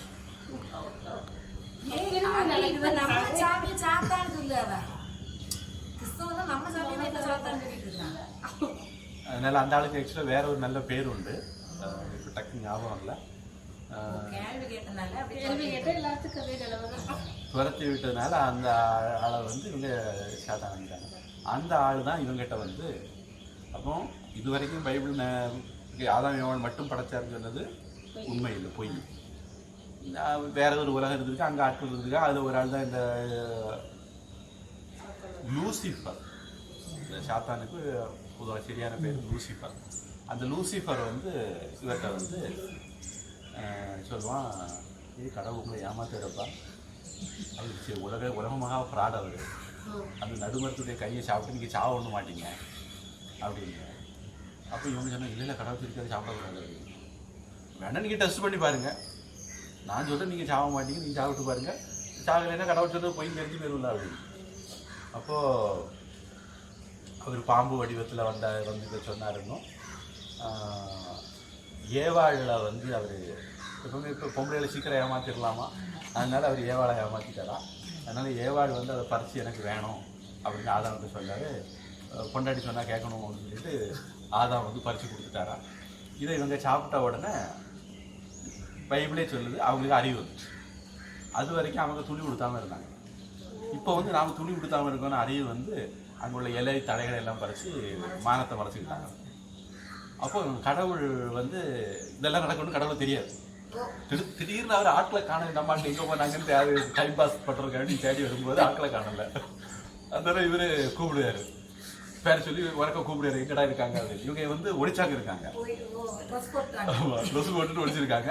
இவர் அவங்கள இல்லை ஒழிச்சிருக்காங்க, பிறகு ட்ரெஸ்ஸை போட்டுட்டு வந்தாங்க, எப்படியோ ஒழிச்சிருந்தாங்க. இவர் கூப்பிட்ட உடனே அவங்க ட்ரெஸ்ஸை நம்ம போட்டுக்கிட்டு வானத்தை மறைச்சிட்டு வராங்க. வந்த உடனே பார்த்த உடனே அவருக்கு புரிஞ்சு போச்சு, ஆஹா எவனோ இவங்களை வந்து ஏமாத்திட்டான், நம்ம இவ்வளோ நாளும் இவங்கள ட்ரெஸ்ஸே இல்லாமல் தெரிய விட்டுருந்தோம், எவனோ இவங்களுக்கு நல்ல புத்தி சொல்லி ட்ரெஸ் போட சொல்லிட்டான். எனக்கு புரிஞ்சு போச்சு, எவ்வளோ பிரச்சனை ஆகி போச்சு. உடனே கூப்பிட்டு, நீ அந்த நடுவரத்துடைய கறியை சாப்பிட்டியா அப்படின்னு. அவங்க ஆமாம் அப்படின்னா, அவங்க கடவுளுக்கு அப்படி சாப்பிட்டது கூட தெரியாது. அவங்ககிட்ட கேட்டுக்கிட்டு அவங்க சொல்லி தான் தெரிஞ்சுக்கிட்டாரு அந்த ஜெகோ. அப்போ ஜெகோ வந்து சாபம் கொடுத்தாரு. பாம்பாட்டு வந்து லூசிஃபர் இவங்களுக்கு சொன்னனால இனிமேல் பாம்பு வந்து மண்ணைத்தான் தின்னணும் அப்படின்னு. அன்னையிலேருந்து உலகத்தில் பாம்பெல்லாம் மண்ணைத்தான் தின்னுட்டு இருக்குன்னு சயின்டிஸ்ட் கூட ஒத்துக்கிட்டாங்க, இந்த பைபிளில் சொல்லியிருக்கல அப்படின்ட்டு. அப்புறம் பாம்பு வந்து கணுக்காலி கீழே தான் கடிக்குமா, அதுக்கு மேலே கடிக்க தெரியாது. கணுக்காலி கீழே மட்டும்தான் கடிக்கணும் அப்படின்னு சாபம் கொடுத்தாரு. ஏவாளுக்கு இவதான் அவனை கெடுத்தது பாம்பு சொல்றது கேட்டு அவளுக்கு சாப்பிட, நீ இனிமேல் பிரசவ வேதனையோட தான் பிள்ளை வருது. ஆமா, அதுல இருந்துதான் பெண்களுக்கு பிரசவ வேதனை. ஆமா, மனுஷங்களை தவிர வேற யாருக்கும் பிரசவ வேதனை கிடையாது. அதுக்கு முன்னாடியும் பிரசவ வேதனை இல்லாம இருந்துச்சு. ஜெகோவா கொடுத்த சாபத்துல பொம்பளைக்கு பிரசவ வேதனை. இந்த சம்பவத்துல நமக்கு தெரியுற இன்னொரு விஷயம், சாத்தான் சொன்னது மாதிரி அல்லது லூசிஃபர் சொன்னது மாதிரி உண்மையில் மெய்யாகவே மெய்யாகவே மெய்யாகவே அவங்க சாவல்ல. பழத்தை சாப்பிட்டு அவங்க சாவல, அவங்க அறிவு தான் வந்து 6வது அறிவு வந்து. இதுல அந்த இது கேள்வி இருந்தது, அந்த பழத்தை கனி அந்த ஆமா கண்டிப்பா இருக்கும். உங்களுக்கு இந்த கான்டெக்ட் இந்த பின்னணி சொன்னா தானே புரியும். அந்த கேள்விக்கு இந்த பின்னணி இல்லாம உங்களுக்கு புரியாது. அடுத்த கஷ்டம் இப்ப அந்த 2வது கேள்விய அவங்களுக்கு ஆபேல் காயின் என இரு புதல்வர்கள். அந்த கேள்விக்கு இன்னும் வந்து நம்ம இன்னும் தூரம் வர வேண்டியிருக்கு. அப்போ இவங்க 2 பேரும் இப்படி பழத்தை சாப்பிட்ட உடனே கர்த்தர் ஜெகோவா சாபத்தை போட்டுட்டு போயிட்டாரு. இவங்களை ஏத்தேன் அந்த தோட்டத்துக்கு பேர், அந்த ஏத்தேன் தோட்டத்துல இருந்து நாடு கடத்திட்டாரு. நாடு கடத்தி அவங்க பூமிக்கு வந்துட்டாங்க. இப்போ பூமியில அவங்களுக்கு 2 பேருக்கும் குழந்தை பிறக்குது. காயின்னு ஒரு பையன், ஆபேல்னு ஒரு பையன். 2 பையன் மாதிரி உங்களுக்கு பிறக்கிறாங்க. ஆதாமுக்கும் ஏவாளுக்கும் காயின் ஆபேல் 2 பையன் மாதிரி. இப்போ இவங்கள ஒரு பையன் வந்து விவசாயம் பண்றவன், ஒரு பையன் வந்து ஆடு மேய்க்கிறவன். இப்போ இவங்க 2 பேரும் கடவுளுக்கு காணிக்கை கொடுக்கணும்னு சொல்லிட்டு விவசாயம் பண்றவன் விவசாய பொருளை போட்டு கடவுளுக்கு காணிக்கை கொடுக்குறான். அவன் பாயசம் வச்சு கொடுத்துருக்கான். இந்த ஆடு வளர்க்குறவன் மட்டன் போட்டிருக்கான். கடவுள் வந்து மட்டன் சூப்பராக இருக்குது அப்படின்னு மட்டன் சாப்பிட்டு பாயசத்தை எடுக்கவே இல்லை, தொடவே இல்லை. அதை பார்த்த உடனே இந்த பாயசம் கொடுத்தவனுக்கு வெப்ராகம். கடவுள்னா பாரபட்சம் இல்லாமல் இருக்கணும். நான் கொடுத்ததையும் சாப்பிடணும், அவன் கொடுத்ததையும் சாப்பிடணும். அவன் வச்சதை கொடுத்தா நான் வச்சிருந்ததை கொடுத்தேன். நான் விவசாயி பாயசம் வச்சு கொடுத்தேன், விவசாய பொருட்களை கொடுத்தேன். அவன் வந்து ஆடு வச்சுருந்தான், அவன் மட்டனை கொடுத்தான். கடவுள் அதை ஏற்றுக்கிட்டா இதை ஏற்றுக்கல. அதனால வேணும் இவன் வந்து ஆடு கொடுத்ததுனால தானே அவர் ஏன் பாயசத்தை சாப்பிடல, அதனால அவர் போட்டு தள்ளிட்டு வந்து போட்டு. காயின் வந்து ஆபேலை கொண்டான். நினைக்கிறேன் ஆபேல் மூத்தவன் நினைக்கிறேன், காயின் இளையவன் நினைக்கிறேன். காயின் வந்து ஆபேலை கொண்டு போட்டான். கொண்டு போட்ட உடனே இதுவும் ஜெகோவாவுக்கு தெரியாது. கொல்லுதெல்லாம் நடந்து முடிஞ்சு போச்சு. முடிஞ்ச பிறகு இவர் பொழுதுபோக்கு வரும்போது டிவியில் ஆள் நம்பர் குறையுதுன்னு பார்த்தாரு. அப்போ கேட்டாரு. அப்போ காயின்ட்ட கேட்காரு, ஆவேல் எங்க அப்படின்னு. நான் முந்தில முடிஞ்சா வச்சிருக்கேன், நடந்து தேடி போயிடும் அப்படின்னு அவன் சொல்லிட்டான். இது தேடி பார்த்தாரு. காலையில் கடைசி அவனுக்கு படம் தான் கிடைச்சது. கிடைச்ச உடனே இவன்ட்ட வந்து நீ தான் அவனை கொண்டிருக்கணும் அப்படின்னு. அவன் கொண்டாந்துங்கிறது இவருக்கு தெரியாது. நீ தான் அவனை கொண்டிருக்கணும், உன்னை விட்ட வேற யாரும் கொள்ளுவான். அதுதான் உன்னை நாடு கடத்தேன். ஆமா, இப்ப நாடு கடத்தணும்னா இன்னொரு நாடு இருந்தா தானே கடத்த முடியும். இப்ப இருக்கிறது பூமியில உலகத்துல ஒரு ஏதேன் தோட்டம் மட்டும் இருக்கு. அங்க இருந்து இன்னொரு நாட்டுக்கு கடத்தணும்னா, பொதுவாக நாடுன்னு சொல்லணும்னா நிறைய மக்கள் இருக்கணும், அங்க அரசாட்சி இருக்கணும், என்னெல்லாம். ஒரு நாடுங்கிற போது ஒரு வீட்டை நாடுன்னு சொல்ல முடியாது, ஒரு குடும்பத்தை நாடுன்னு சொல்ல முடியாது. ஒரு நாடுன்னு இதுல இது மாதிரி எல்லா ஃபீச்சர்ஸும் இருக்கணும், குணாதிசயங்கள் இருக்கணும். ஆனா ஒரு நாட்டுக்கு கடத்திட்டாரு அப்படின்னு மட்டும் பைபிள்ல வருது. இந்த காயினை நாடு கடத்திட்டாரு. அதனால இந்த காயின் கேட்டானா, அது நீங்க இப்படி என்ன நாடு கடத்தீங்களே, அங்கெல்லாம் என்ன கொண்டு போட்டா என்ன பண்றது? பைபிள் படி லூசிபர் திடீர்னு இங்க இருந்து குதிச்சுட்டாரு. அவரை யாரும் படைச்சாங்கன்னு தெரியல. ஆதாம் ஏவாளை இவர் படைச்சாரு. காயின் ஆபேல் வந்தாங்க, ஆபேலை கொண்டாச்சு. மிச்சம் இப்ப நான் 3 பேர் தான் இருக்காங்க, ஆதாம் ஏவாள் காயின். இந்த காயினை இவர் நாடு கடத்துறாரு. எந்த நாட்டுக்கு கடத்துறாரு, அந்த நாட்டுக்கு கடவுள் யாரு, அந்த நாட்டில் உள்ள மக்கள் யாரு, இதை பற்றிலாம் தெரியல. அப்போ இந்த காயின் அவருக்கு வச்சு சொல்கிறான், நீங்கள் என்ன நாடு கடத்துறீங்க, சரி அங்கே உள்ள என்ன கொண்டு போட்டான்னு என்ன பண்ணுறது அப்படின்னு கேட்குறான். அப்போ அங்கே ஆள் இருக்காங்க, கொல்லுறதுக்கும் வாய்ப்பு. அப்போ அந்த ஆட்களை யாரும் படைச்சாங்க அப்படின்னு கேள்வி. அப்போ இவர் அதெல்லாம் அவனுக்கு நெத்தியில் ஒரு அடையாளம் போட்டாராம். நான் நினைக்கிறேன் பட்டா போட்டு விட்டுருப்பாரு. இந்தியான்னு ஒரு நாடு இருக்கு, கொஞ்சம் விவரம் உள்ள நாடு போ அப்படின்னு விட்டுருப்பாரு. அவருக்கு வந்திருப்பா, உருப்பட்டுருப்பா. நெத்தியில பட்டை போட்டு விட்டார். அப்போ வந்தவொடனே அங்க ஒரு கல்யாணம் பண்ணி செட்டில் ஆயிட்டான். அப்போ அந்த நாட்டில் அவனுக்கு ஏற்கனவே பொண்ணு, அவன் அளவுக்கு வளர்ந்த பொண்ணும் இருக்கு. அந்த பொண்ணை படிச்சது வேறும் தெரியாது. அவன் வந்து பொண்ணு கட்டி செட் ஆகி நிம்மதியா இருந்தான். இப்ப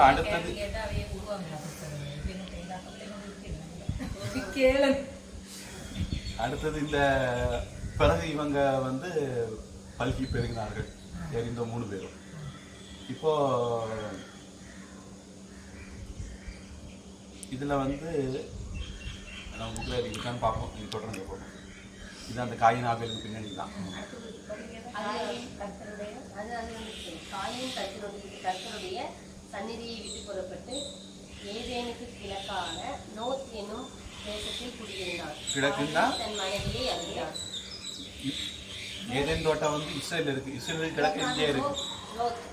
இஸ்ரேலுக்கு கிழக்கு இந்தியா இருக்கு. இந்தியா கண்டா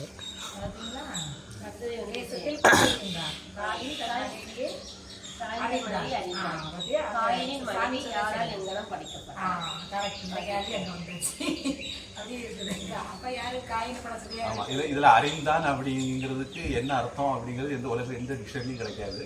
அவன் கல்யாணம் இவன் பண்ணிட்டான இந்த சாமி இப்ப சொல்லலைன்னா இதுக்கு நம்ம ஏதாவது புரியுமா? எதுவுமே தெரியாது.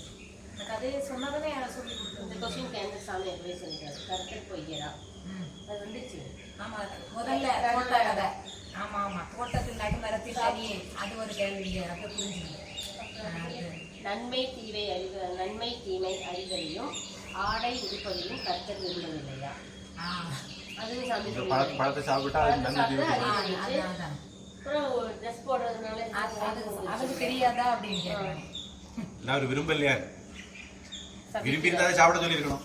அப்போ அவருக்கு பிடிக்கல, அவங்க வந்து அம்மன குண்டிகளா தெரியுதுன்னு வச்சிருக்காரு. அதான் சொல்லுவாரு, கர்த்தர் நிர்மலமாய் இருப்பதை தான் கர்த்தர் விரும்புகிறார் எனில் கிறிஸ்தவர்கள் உடை உடுப்பது ஏன்? பெரியார் இங்க இருந்து ரஷ்யாவுக்கு ஜெர்மனுக்கு போனாரா, அங்க துணி உடுத்தா ஒரு கூட்டம் நடந்தலாம், அந்த கூட்டத்துல கலந்துறது இங்க இருந்து பெரியார் போனாரா. இவரு கதை பெரியார் வாங்கிக்கிறது. அதனால அவங்க கிறிஸ்தவர்கள் அப்படித்தான் இல்லைன்னு தெரியாங்க. நம்ம அடுத்த கேள்வி சாமி, கர்த்தர் உண்மையில் இஸ்ரவேலர்களை காப்பாற்றினாரா? இஸ்ரவேலர் அப்படின்னா அதாவது ஆதாம் ஏவாள்ல இருந்து பெரிய அப்புறம் எப்படி இந்த எண்ணிக்கை பெருசாச்சுன்னு நமக்கு தெரியாது. இப்போ ஒரு உதாரணத்துக்கு காயின் பிறக்கிறான், காயின் மன்னிக்கணும், காயினை விரட்டியாச்சு. முதல்ல 2 ஆம்பளை பிள்ளைகள், ஒருத்தனை கொண்டாச்சு, ஒருத்தனை விரட்டியாச்சு. அதுக்கப்புறம் ஆதாம் ஏவாளுக்கு ஏதோ பிள்ளைகள் பிறந்திருக்கணும். அப்படி பிள்ளைகள் பிறந்திருந்தால் அவங்களுக்குள்ள எப்படி திருமண உறவு இருந்தது? அம்மா பிள்ளை அண்ணன் தங்கச்சி அப்படி எல்லாம் இருந்ததா? அது ஒரு கேள்வி இருக்கு. நம்ம அந்த கேள்வியில் அதில் போகலை.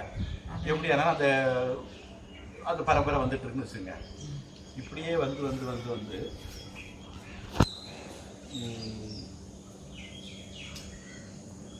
நோவான்னு ஒரு ஆசாமி, அந்த ஆசாமிகிட்ட கடவுளுக்கு உலகம் வந்து அழிய போகுது, நீ வந்து எல்லா உயிரினங்கள்லையும் ஒவ்வொரு ஜோடி எடுத்து வச்சுக்கிட்டு அந்த கப்பலில் வச்சுக்கோ, அந்த கப்பல் எங்கே போய் மிதந்து தவதட்டுதோ அந்த இடம் உன்னுடைய நாடு அப்படின்னு சொல்லிட்டாரு. அப்போது இந்த நோவாங்கிறவன் ஒரு பெரிய கப்பல் செய்து அந்த கப்பலில் எல்லா உயிரினங்களும் ஒவ்வொரு ஜோடி எடுத்து வச்சுட்டு போகிறான். அது ஒரு இடத்துல தலை தட்டுது, அந்த இடத்துல அவன் நாடு உருவாக்குறான். அப்போது வந்து நோவாவுக்கு கர்த்தர் சொல்லியிருந்தார், நான் உன்னுடைய சந்ததிகளை கடல் மண்ணை போலவும் வானத்து நட்சத்திரங்களை போலவும் பெருக பண்ணுவேன் அப்படின்னு.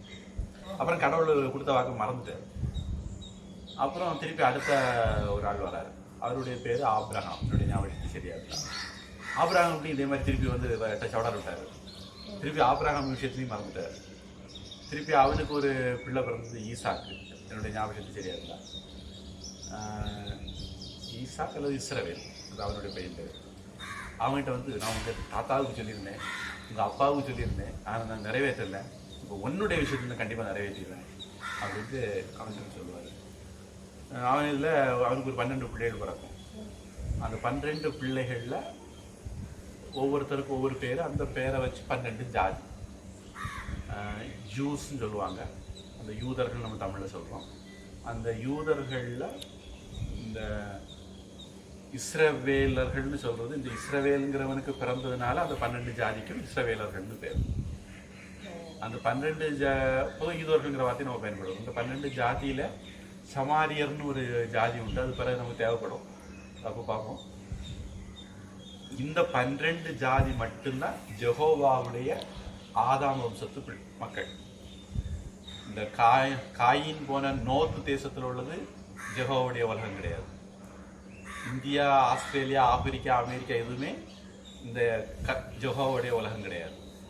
ஆதாம்கிட்டேருந்து பிறந்து நோவா, ஆபிரகாம், இஸ்ரவேல் அப்படிங்கிற வரக்கூடிய தலைமுறை மட்டும்தான் கர்த்தருடைய உலகம், குடும்பம்.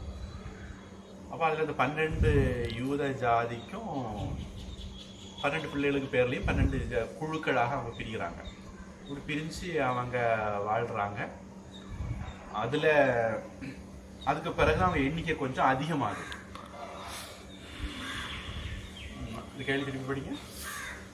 கர்த்தர் உண்மையில் இஸ்ரவேலர்களை காப்பாற்றினாரா? அதில் வந்து அவர் அவங்கள காப்பாற்றுவேன்னு சொல்லுவார். காப்பாற்ற மாட்டார். ஒரு தடவை இவங்க வந்து அவர் சொன்னபடி கேட்கல அப்படின்னு கோபம் வந்து அவங்கள எரிச்சிட்டார். சோதாம் கொமேரா அப்படின்னு 2 நகரங்கள், 2 நகரத்தில் இருந்த யூதர்கள் எல்லாம் எரிச்சிட்டார். எரிச்சுக்கிட்டு அவர் சந்தோஷப்பட்டு போட்ட சத்தம் தான் அல்லே இல்லையா அப்படின்னு. இவங்க எல்லாம் எரிகிறத பார்த்து அவர் சந்தோஷப்பட்டு போட்ட சத்தம். ஆமா, அதுதான் இன்னைக்கு பண்றது சந்தோஷப்படுறது அல்ல. அது இவங்கள்ட்ட என்ன மீனிங்னு கேட்டா இவங்க என்ன சொல்லுவாங்க? அதுக்கு இப்ப அவங்க கேட்டா அல்லேலியானா என்ன மீனிங்னு கேட்டா என்ன சொல்லுவாங்க? ஏற்றுக்கொள்கிறோம் சொல்லிட மாட்டாங்கன்னு நினைக்கிறேன். ஆனா பைபிள் படி அவர் இவங்களை எரியறத பார்த்து சந்தோஷப்பட்டு சேடிசம் இங்கிலீஷ் ஒரு வார்த்தை இருக்கு. அடுத்தவன் கஷ்டப்படுறத பார்த்து சந்தோஷமா அல்லேலியானா? ஆமா, அடுத்தவன் எரியறத பார்த்து சந்தோஷம். அடுத்தவனுடைய கஷ்டத்துல தான் சந்தோஷம் அடைகிறது சேடிசம் பேரு. ஆனா அல்லேலியானா என்ன சொல்லுவாங்க? அவங்க ஒரு வசனத்தை சொல்லுவாங்க, அதை நாங்க ஏத்துக்கிறோம் அப்படின்ட்டு அல்லேலியா அப்படிங்கிறாங்க. அடுத்தவங்க கஷ்டப்படுறத பார்த்து வந்ததா நம்மள காது குத்துற அவங்க என்ன அர்த்தம்னு சொல்லலாம். ஆனா பைபிள் படி இதுதான் அப்படி சொன்ன வார்த்தை தான் அல்லேலியா. இது ஒரு சந்தர்ப்பம். அப்புறம் அந்த பரம்பரையில் அப்படியே மோசேன்னு ஒரு ஆள் வராரு. அவங்க எகிப்தில் வந்து அடிமையாக இருக்காங்க. அங்கே தான் அந்த மோசேங்கிற ஆள் இருக்காரு. அவர் இந்த யூதர்களை எல்லாம் உங்களை காப்பாற்றுறேன்னு சொல்லி எகிப்து நாட்டிலேருந்து கூட்டிகிட்டு வராரு. நம்ம பழையபடி இஸ்ரேலுக்கு போவோம்.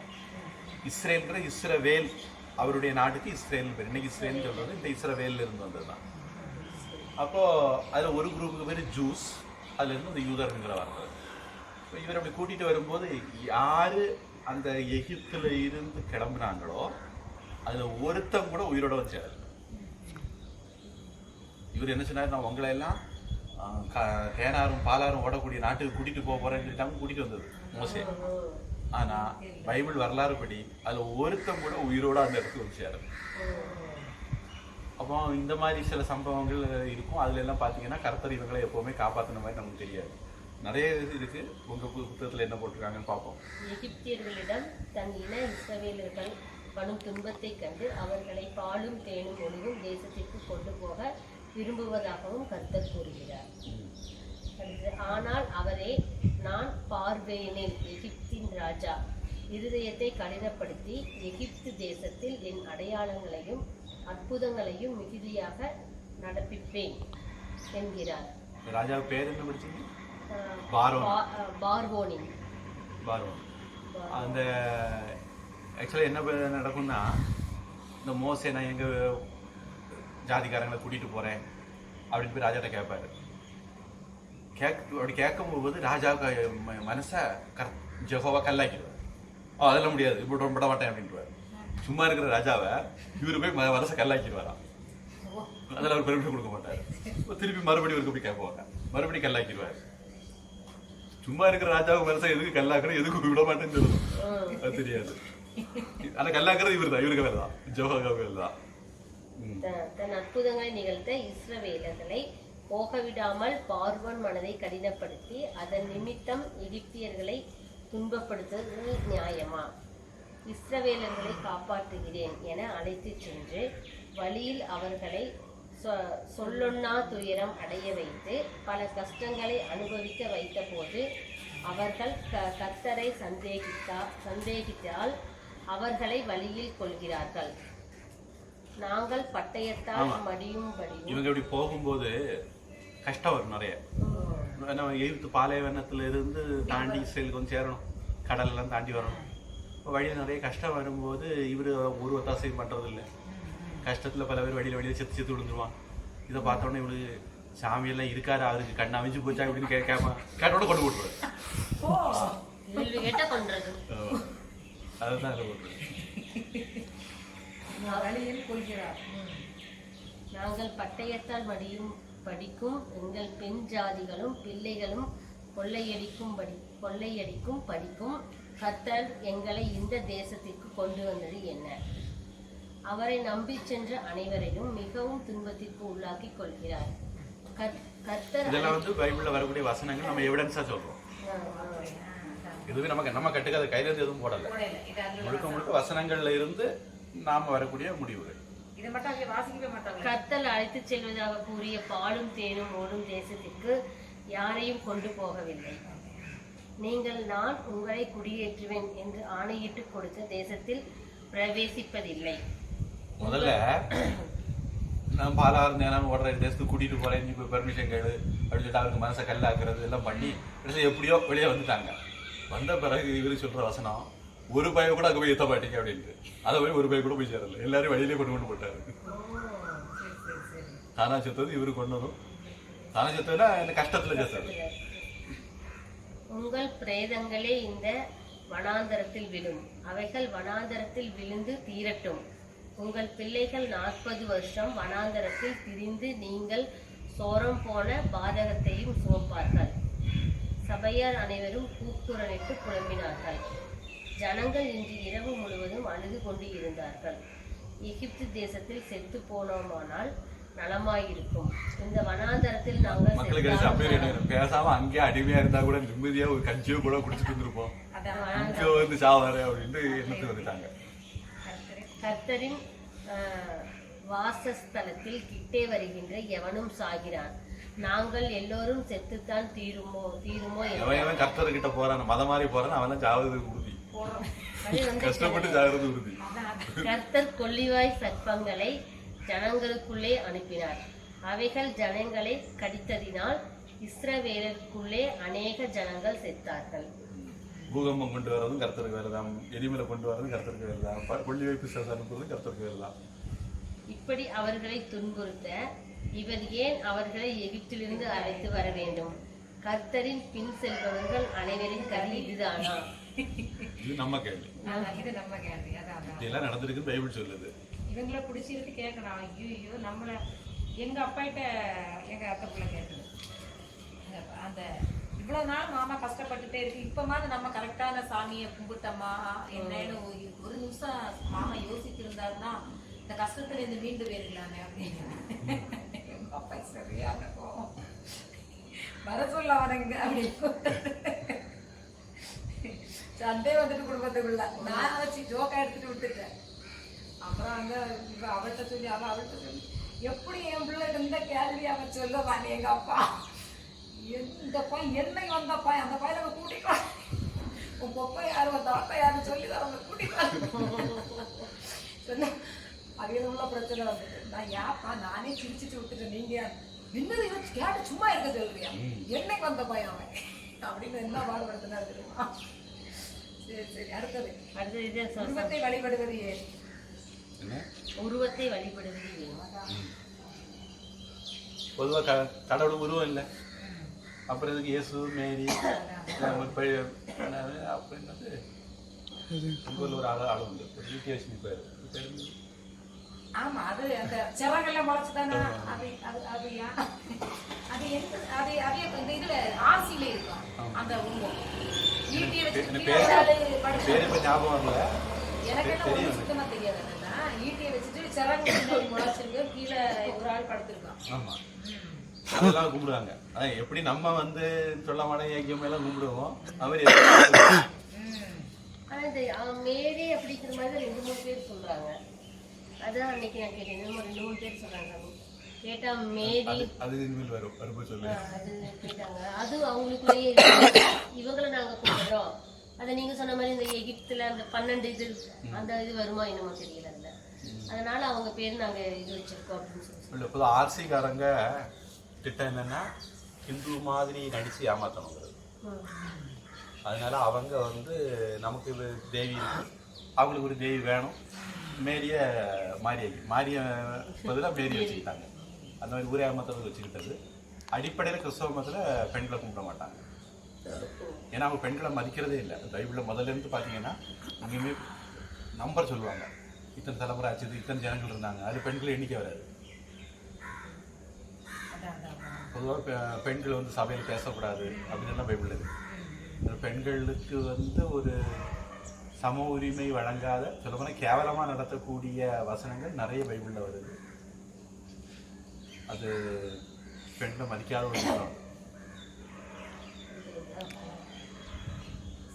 கர்த்தர் உருவ வழிபாடு செய்வதை தடுக்கிறார். நீ உன் தேவனாகிய கர்த்தருக்கு உண்டாக்கும் பலிபீட தண்டையில் யாதேனும் ஒரு தோப்பையும் உண்டாக்க வேண்டாம், யாதொரு சிலையும் நிற்க வேண்டாம். உன் தேவனாகிய கர்த்தர் அதை வெறுக்கிறார். பைபிள்ல வசனம் இப்படி இருக்கு, நம்ம ஆனா அவங்க வந்து சர்ச்சில் இயேசுநாதர் எல்லாம் வச்சு சொல்லப்போனா பிரேசில்னு நினைக்கிறேன். இப்படி ஒரு இயேசுநாதரை விட்டுருக்காங்க. உலகத்துல பெரிய சிலையில ஒண்ணு பிரேசில்ல. ஏன் கர்த்தருக்கு விரோதமாக இயேசு, மரியாள், ஆபாரியேல் போன்ற கபிரியல் அந்த ஆசாமி ஆபேரியேல் போன்ற கபரியேல் சிலைகளை வைத்து வணங்குகிறீர்கள்?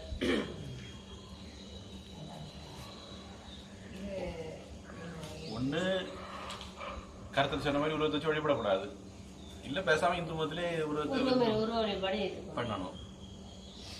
இது ரெண்டும் கேட்டா நம்ம ஜபம் செய்யும் இடம். மாயக்காரர்கள் ஜப ஆலயங்களிலும் வீதிகளிலும் சந்திகளிலும் ஜெபம் பண்ண விரும்புவார்கள். ஆனால் நீங்கள் அவ்வாறு செய்யாமல் இருங்கள் என இயேசுநாதர் உபதேசிக்கிறார். ஆமா, இன்னைக்கு வந்து இவங்க பண்ற ஜெபம் முடிச்சு தான் பண்ணுவாங்க. அது யாருன்னா ஊரே மாத்திர ஆட்சாங்க இதை பண்ணுவாங்கன்னு இயேசுநாதரே சொல்றாரு. வசனம் அடுத்து போடுவாங்க, நம்பர் போட்டுப்பாங்க. மத்தேயு, மத்துன்னா மத்தேயுன்னு அர்த்தம். புதிய ஏற்பாடுல மத்தேயுன்னு ஒரு புக் இருக்கு. இயேசுநாதர் சிஷ்யர்ல ஒரு ஆளு எழுதினா சொல்லப்படுது. அந்த புத்தகத்துல அந்த குறிப்பிட்ட வசனம் வருது. இதுக்கு முன்னாடி நீங்க பார்த்ததெல்லாம் பழைய ஏற்பாட்டுள்ள வசனங்கள், இது வந்து புதிய ஏற்பாட்டுள்ள வசனம். இயேசு கடவுளா? பரலோகத்தில் இருக்கும் என் பிதாவின் சித்தப்படி நடப்பவனே பரலோக ராஜ்யத்தில் பிரவேசிப்பான். என்னை நோக்கி கர்த்தாவே கர்த்தாவே என்றவன் அதில் பிரவேசிப்பதில்லை. உமது நாமத்தினால் தீர்க்க தரிசனம் உரைத்தோம், பிசாசை விரட்டினோம், அற்புதங்களை செய்தோம் என்கிறவர்களை என்னை விட்டு அகன்று போங்கள் என கூறுகிறார் இயேசு. இயேசு வந்து சொல்ற வசனம் இது. இதுல பாத்தீங்க அப்படின்னா அவருக்கு மேல ஒரு கடவுள் இருக்காரு, அவரை தான் கும்பிடணுங்கிறத தெளிவா சொல்றாரு. அவருடைய இயேசு ஒரு ஆள் இருந்து சொல்லியிருந்தா கூட அவர் அதை தெளிவா இருக்காரு. என்ன பார்த்து கடவுள்னு கும்பிடக்கூடியவன் நரகத்துக்கு தான் போவாங்கிறாரு. அப்புறம் இந்த சீடியை வச்சு குணப்படுத்துறவன்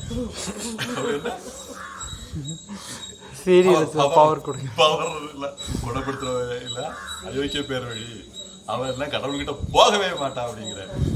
ஆனா இன்னைக்கு கிறிஸ்தவ மதத்துல பாத்தீங்கன்னா இந்த கூட்டம் தான் நிரம்பி இருக்கு. இந்த கூட்டத்துக்கு கையில தான் கிறிஸ்தவங்களும் இருக்காங்க. ஆனா இயேசு கிறிஸ்து அதுக்கு நேரா மாறி சொல்லியிருக்காரு. கிறிஸ்துவர்களை நீங்கள் செய்வது என்ன? அது என்ன, இதெல்லாம் கத்திட்டு தான் கிடக்காங்க. கத்தல்னா ஐயோ அந்த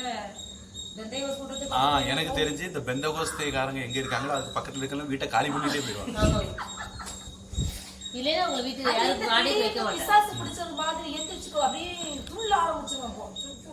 செவிப்பற கிழிஞ்சிரும் பக்கத்து வீட்டுக்காரங்க. எனக்கு தெரிஞ்சு ஒரு தடவை பரிசு நடத்த போறேன். என் வண்டி ஒரு ஞாயிற்றுக்கிழமை என் வண்டி பரிசு நடத்த போறேன். வண்டி ரிப்பேர் ஆயிட்டு ஞாயிற்றுக்கிழமை ஒரு இது இருக்காது அப்படின்னு போது விசாரிச்ச போது ஒரு ஆளு இந்த இடத்துல ஒரு ரிக்ஷா இருக்கு போய் பார்த்துங்க அப்படின்னு. அப்புறம் அவங்க போய் பண்ணிக்கிட்டு ஒரு பரிசு நடத்த வரணும். அங்கே போனோன்னு அவர்கிட்ட கேட்டேன், அந்த ஆள் ஒரு ஹிந்து, நீங்க எப்படி ஞாயிற்றுக்கிழமை திறந்து வச்சிருக்கீங்க அப்படின்னு கேட்டேன். சாமி வெள்ளிக்கிழமை இந்த பக்கத்துல கூப்பாடு போடுவாரு, மனுஷன் நிம்மதியா இருக்க முடியாது, அதனால வெள்ளிக்கிழமை லீவ் போட்டேன். அப்புறம் எனக்கு இந்த கூட்டம் செய்யக்கூடிய இதுவும் தெரியும். என்ன பண்ணுவாங்க, இவங்க ஹாஸ்பிட்டல்லாம் போக மாட்டாங்க. இந்த தோசை கூட்டம் பூ வைக்க மாட்டாங்க, பொட்டு வைக்க மாட்டாங்க. எங்க ஊர்ல தாலியார் தான் வேதம் சொல்லுவாங்க, இல்லை மூலி அலங்காரி சொல்லுவாங்க. இவங்க வந்து யாருக்காவது காய்ச்சல் ஏதாவது உடம்பு சரியில்லைன்னா எண்ணெயை போட்டு தடவிட்டு இருப்பாங்க. நிறைய பேர் அந்த எண்ணெய் போட்டு தடவி எனக்கு தெரிஞ்சு நிறைய பேர் செத்து போயிருக்காங்க. எண்ணெய் தடவுனதுனால ஜுரம் அதிகமாகி செத்து போயிருக்காங்க. எனக்கு 2-3 கேஸ் அப்படி தெரியும். நம்ம காதுக்கு வந்து வராம எத்தனை கேஸோ தெரியாது. ஆனாலும் அதுக்கு பின்னாடி அவங்க சிஎஸ்ஐ எங்க அத்தை அந்த காலத்துல வறுமையில அப்படி கல்யாணம் பண்ணி கொடுத்தாங்க. அவங்க எல்லாம் சிஎஸ்ஐ. அந்த ஒரு புள்ள அவங்க பிள்ளையில ஒரு புள்ள பக்கத்துல இருந்து ஒரு ஸ்கூட்டர் நடக்குமா தீவிரவா அவங்க இல்ல காப்பி போட்டு நான் இது பண்ணவே மாட்டேன்னு அப்படிதான். அப்புறம் கல்யாணமா அப்படி ஒரு பெந்த விசாரணை தான் கல்யாணம் பண்ணி கொடுத்தாங்க. அந்த மாதிரி அதை பார்த்த மூலி அலங்காரியாட்டம் அது பழகி போச்சு. நான் ஒரு ப்ரெஸ்ஸுக்கு போயிருந்தேன். அந்த ப்ரெஸ்ஸில் வந்து பிரிண்ட் பண்ணுறவர் பெந்தகோஸ்தேக்காரர். அவர் ஹாஸ்பிட்டல்லாம் போக மாட்டார். அப்புறம் அவர் கல்யாணம் ஆச்சு. கல்யாணம் வரும் மனைவியாக கரெக்டாக ஹாஸ்பிட்டல் கூட்டிட்டு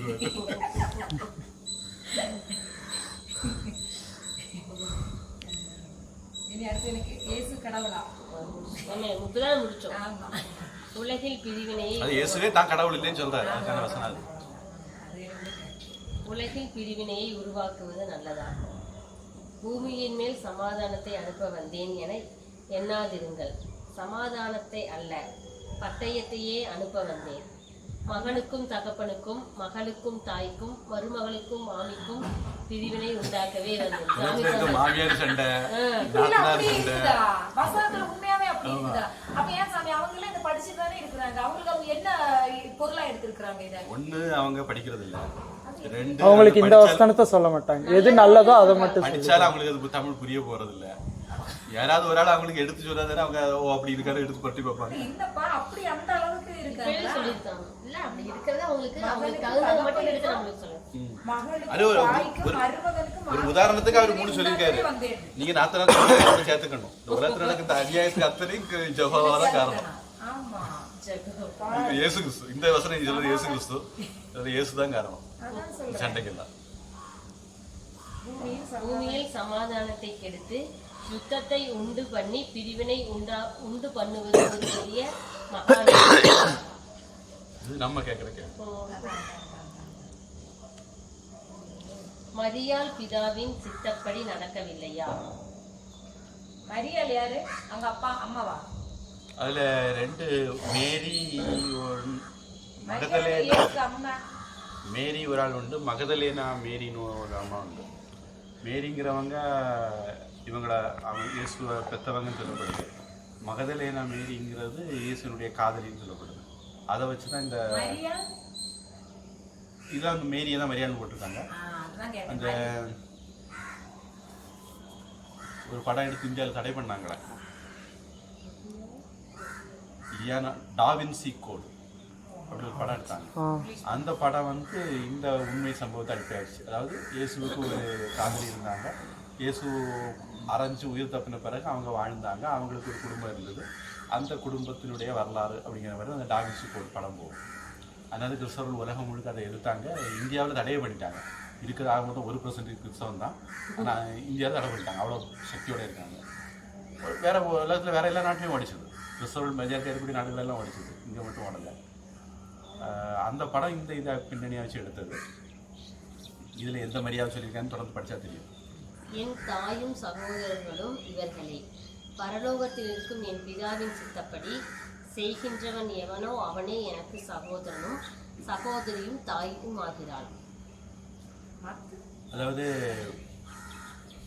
இவர் போயிட்டு இருக்கும்போது உங்கள் அம்மா அப்பாலாம் வந்து சகோதரெலாம் வந்து நிற்காங்கங்கிற மாதிரி சொல்லுவாங்க. சொன்ன இவர் எனக்கு யார் அம்மா யார் அவங்க சகோதரன், எனக்கு ஒரு மண்ணும் கிடையாது, யார் கடவுள்னு சொல்லி இப்படி கேட்கானோ அவன் தான் எனக்கு சகோதரன், அவன் தான் எனக்கு தாய் அப்படிங்கிற மாதிரி சொல்கிற இடம் அது. ஆனால் இது வந்து 10 கட்டளை உண்டு மோசே சொல்கிறது.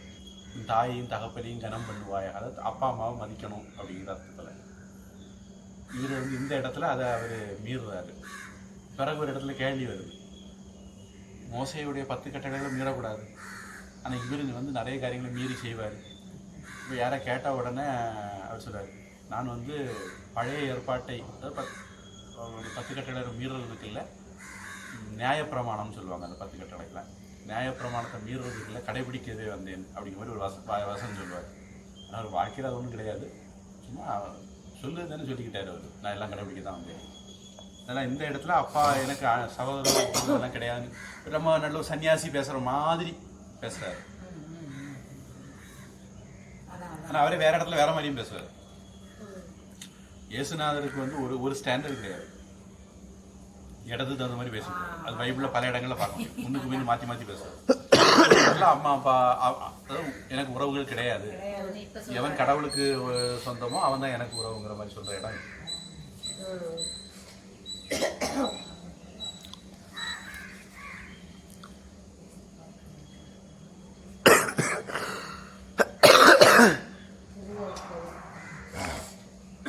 மரியாள் கன்னிதானா? ஜோசப்னு ஒரு ஆளுக்கும் மரியாளுக்கும் கல்யாணம் நிச்சயம் பண்ணியிருப்பாங்க.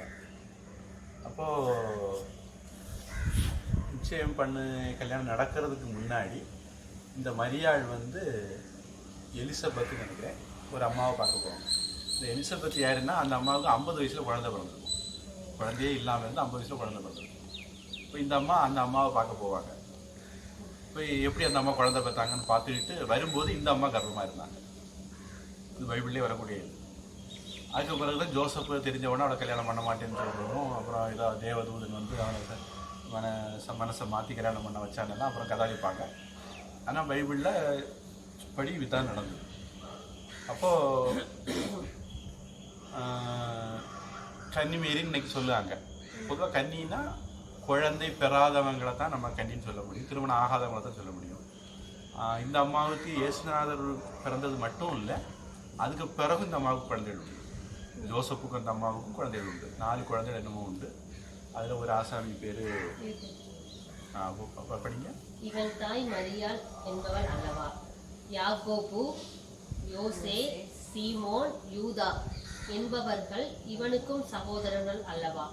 இவன் சகோதரிகள் எல்லோரும் நம்மிடத்தில் இருக்கிறார்கள் அல்லவா? ஆமாம், பசங்களும் இருக்காங்க, பொண்ணுங்களும் இருக்காங்க.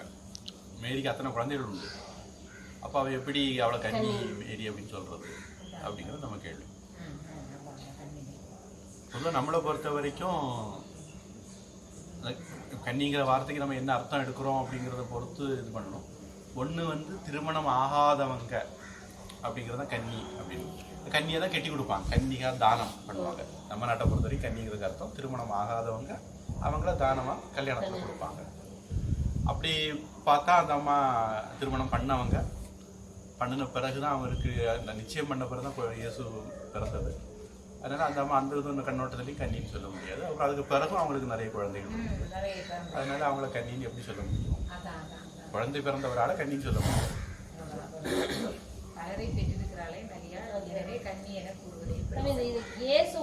அதாவது கன்னிங்கிறதுக்கு நீங்கள் இங்கிலீஷ் அர்த்தம் பார்த்தீங்கன்னா வெர்ஜின் அது அர்த்தம்.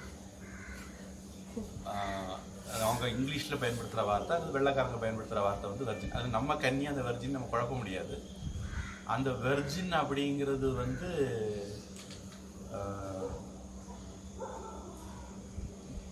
பொதுவாக உறவு வைக்காத பெண் மட்டும்தான் வெர்ஜின். இந்த வெர்ஜின்கிற வார்த்தைக்கு ஆங்கிலத்தில் அர்த்தம் உறவு வைக்காத பெண் அப்படிங்கிறது. இப்போ அந்த அவங்க சொல்கிற அந்த அர்த்தத்தில் பார்த்தாலும் வருது. நான் முதல்ல சொன்னேன் நம்ம நாட்டு அர்த்தத்தில் சொன்னேன், அவங்க அர்த்தத்தில் பார்த்தாலும் அது வருது. பொதுவாக இந்த இயேசு கிறிஸ்து பிறந்த பிறகு உள்ளது புதிய ஏற்பாடு, இயேசு கிறிஸ்து பிறக்கிறதுக்கு முன்னாடி உள்ளது பழைய ஏற்பாடு. இயேசு கிறிஸ்து இந்த மேரிக்கு பிறந்ததாட்டு கதை போகும். ஆமாம், ஆதாம் ஏவாள், அந்த வரிசையில் நோவா, அந்த வரிசையில் ஆபிரகாம், அப்புறம் அந்த இஸ்ரவேல், அப்புறம் அந்த பரம்பரையில் வந்தது. அது பிறகு இங்கே ஒரு இடத்துல அது வருது, இந்த பரம்பரையில் இயேசு வந்தார் அப்படிங்கிற மாதிரி ஒரு இடத்துல வருது. அந்த யூத கூட்டத்தில் 12 ஜாதியில் ஒரு ஆள் தான் இவர். அதனால் அவர் வந்து ஆப்பிரிக்காரர் கிடையாது, ஐரோப்பாக்காரர் கிடையாது, அமெரிக்காக்காரர் கிடையாது, இந்தியாக்காரர் கிடையாது, ஆஸ்திரேலியாக்காரர் கிடையாது. இந்த எந்த ஜாதியிலையும் அவர் சம்மந்தப்பட மாட்டார். அவங்க வந்து யூதர்கள்னு ஒரு தனி கூட்டம், அந்த கூட்டத்தில் ஒருத்தர் அவர். அந்த கூட்டத்தை காப்பாற்ற தான் அவர் வந்தார். அது வேற ஒரு இடத்துல அவர் சொல்லுவார், நமக்கும் வரும்னு நினைக்கிறேன். நான் வந்து காணாமல் போன இஸ்ரவேல் கூட்டத்திற்காக வேண்டி வந்தேனே அல்லாமல் மற்றவர்களுக்காக அல்ல அப்படின்னு அவரே தெளிவாக சொல்லுவார். அதாவது இயேசுவை பொறுத்த வரைக்கும் அவர் வந்து இந்தியாக்காரங்களை ரட்சிக்க வரல, அமெரிக்காக்காரங்களை ரட்சிக்க வரல, ஆப்பிரிக்காக்காரங்களை ரட்சிக்க வரல, ஐரோப்பாக்காரங்களை ரட்சிக்க வரல, ஆஸ்திரேலியாக்காரங்களை ரட்சிக்க வரல, சீனாக்காரங்களை ரட்சிக்க வரல, ரஷ்யாக்காரங்களை ரட்சிக்க வரல. அவர் யூதர்களை ரட்சிக்கிறதுக்காக வேண்டி மட்டும்தான் வந்தார். அது எந்த இடத்துல தெளிவாக சொல்கிறாருன்னா, அதாவது வேற வழிபாடு உள்ள ஒரு அம்மா இவரை பார்க்க வராங்க. அந்த அம்மாவுக்கு குழந்தைக்கு உடம்பு சரியில்லை. அப்போ இவர் சில அற்புதம் எல்லாம் பண்ணுறாருன்னு கேள்விப்பட்டுக்கிட்டு இவர் தன் குழந்தைய காப்பாற்றினா நல்லா இருக்குமேனு வராங்க. வந்தோடனே இவர் சொல்கிறாரு, நான் காணாமல் போன இஸ்ரவேல் வீட்டாருக்காக வந்தேனே அல்லாமல் மற்றவர்களுக்காக அல்ல அப்படின்னு. அப்போ அந்த அம்மா விடலை. அந்த அம்மா சொன்னாங்க, இந்த பிஸ்கட் சாப்பிடும்போது உளுந்துள்ளக்கூடிய துண்டுகளையாவது நாய் பொறுக்கிடலாம் தானே அப்படிங்கிற மாதிரி அந்த அம்மா சொன்னாங்க. அப்போ அந்த அளவுக்கு அந்த அம்மா அவரை சொல்ல வைக்கிற அளவுக்கு இயேசு கிறிஸ்து சுருங்கின மனப்பான்மை உள்ளவர். இன்னொரு ஆள் கஷ்டத்தில் வருது காப்பாற்றுன்னு சொல்லுது, காப்பாற்றுறதுக்கு தயாரில்லாத அளவோட மனசில் தான் இயேசு கிறிஸ்து.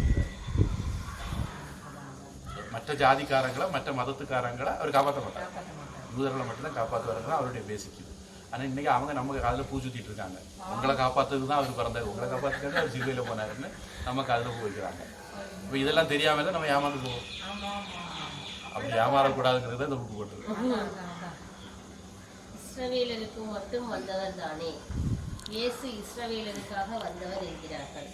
மேலும் இஸ்ரவேலரின் பட்டினங்களுக்கே செல்லுங்கள் என தம் சீடர்களுக்கு சொல்லுகிறார். இஸ்ரவேலர்களே அவருடைய பிள்ளைகள், மற்றவர்கள் எல்லாம் நாய்க்குட்டிகள் என கூறும். அவர் அனைவரையும் எப்படி காப்பார்? இந்த நாய்க்குட்டிங்கிறது நான் சொன்ன கதை. இந்த பட்டணம் கதை வந்து என்னன்னா, நீங்கள் வந்து என்னுடைய உபதேசங்களை எல்லாருக்கும் போய் சொல்லுங்கன்னு ஒரு இடத்துல சொல்கிறார். அப்படி சொல்லும்போது என்ன பண்ணுறாருன்னா, சமாரியர் பட்டணங்களுக்கு போகாமல் மற்றவர்களுக்கு மட்டும் போங்க அப்படின்னு சொல்கிறார். அது 12 யூத ஜாதியில் சமாரியர்ன்ற கூட்டத்துக்கு நான் முன்னாடியே சொன்னேன், அது ஒரு கூட்டத்துக்கு பேர் சமாரியர். இல்லை என்ன ஆச்சுன்னா, இந்த பழைய ஏற்பாட்டு கதை, அதில் சாலமன் ஒரு ராஜா வரார் இந்த பரம்பரையில். டேவிட்னு ஒரு இருந்தார், அது பையன் சாலமன் நினைக்கிறேன். அந்த சாலமன் ராஜா காலத்தில் அவங்க இருந்ததில் ஒரு புத்திசாலி திறமசாலி. அந்த ராஜா காலத்தில் அவர் ஒரு கோவில் கட்டினார். அவங்க பாஷையில் சொன்னால் ஆலயம் கட்டினார். அந்த ஆலயம் பிறகு பேசிக்காக நம்ம தெரிஞ்சுக்கிட்டோம்னா, இவங்க அத்தனை பேரும் அயோக்கிய பயிலுக ஆக்கிரமிப்பாளர்கள். எப்போவுமே என்ன பண்ணாங்க, அடுத்தவங்க இடத்த தட்டி பறிக்கிறது. இவங்க இப்படி அடுத்தவங்க இடத்த தட்டி பறித்து கோவில் கட்டினாங்க. அப்போ அந்த இடத்துல இருந்தவங்க திருப்பி பலவான உடனே இவங்களை தாக்கி விரட்டி விட்டாங்க. அப்படி விரட்டும் போது இவங்க அடிக்கடி இப்படி அவங்ககிட்ட இருந்து நாட்டு தட்டி பறிச்சிருந்தாங்க. இவங்க கோபத்தில் அவங்க கோவில் எல்லாம் தரமாட்டாங்கிட்டாங்க.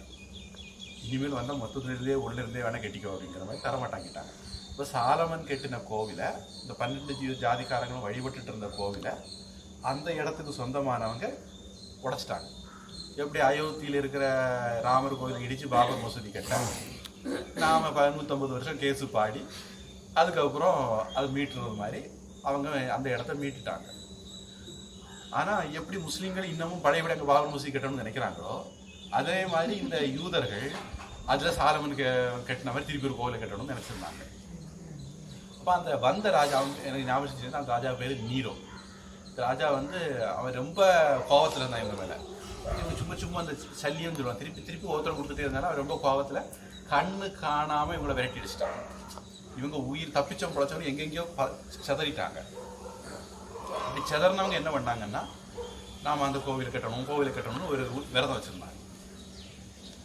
இது வந்து ஆண்டிக்குடி மடம் கட்டுறது மாதிரி வருஷம் போயிட்டு இருந்தது, கோவில் கட்ட காணல. இப்போ அதில் ஒரு கூட்டம் இந்த சமாரியர்கள். இவங்க என்ன பண்ணாங்க, கோவில் கட்டும் போது கட்டிக்கிடுவோம், இப்போ கும்பிடுறதுக்கு ஒரு இடத்த பார்ப்போம்னு சொல்லிட்டு ஒரு கோவில் கட்டிட்டாங்க. உடனே மற்றவங்க எல்லாம் சேர்ந்து இவங்கள நீக்கி வச்சுட்டாங்க. ஊரை விட்டு நீக்கி வைக்க சொல்லுவாங்களா, அது மாதிரி அவங்க எல்லாம் சேர்ந்து இவங்களை ஜாதியை விட்டு நீக்கி வச்சுட்டாங்க. அப்படி நீக்கி வச்ச கூட்டத்துக்கு சமாரியர்கள்னு பேர்.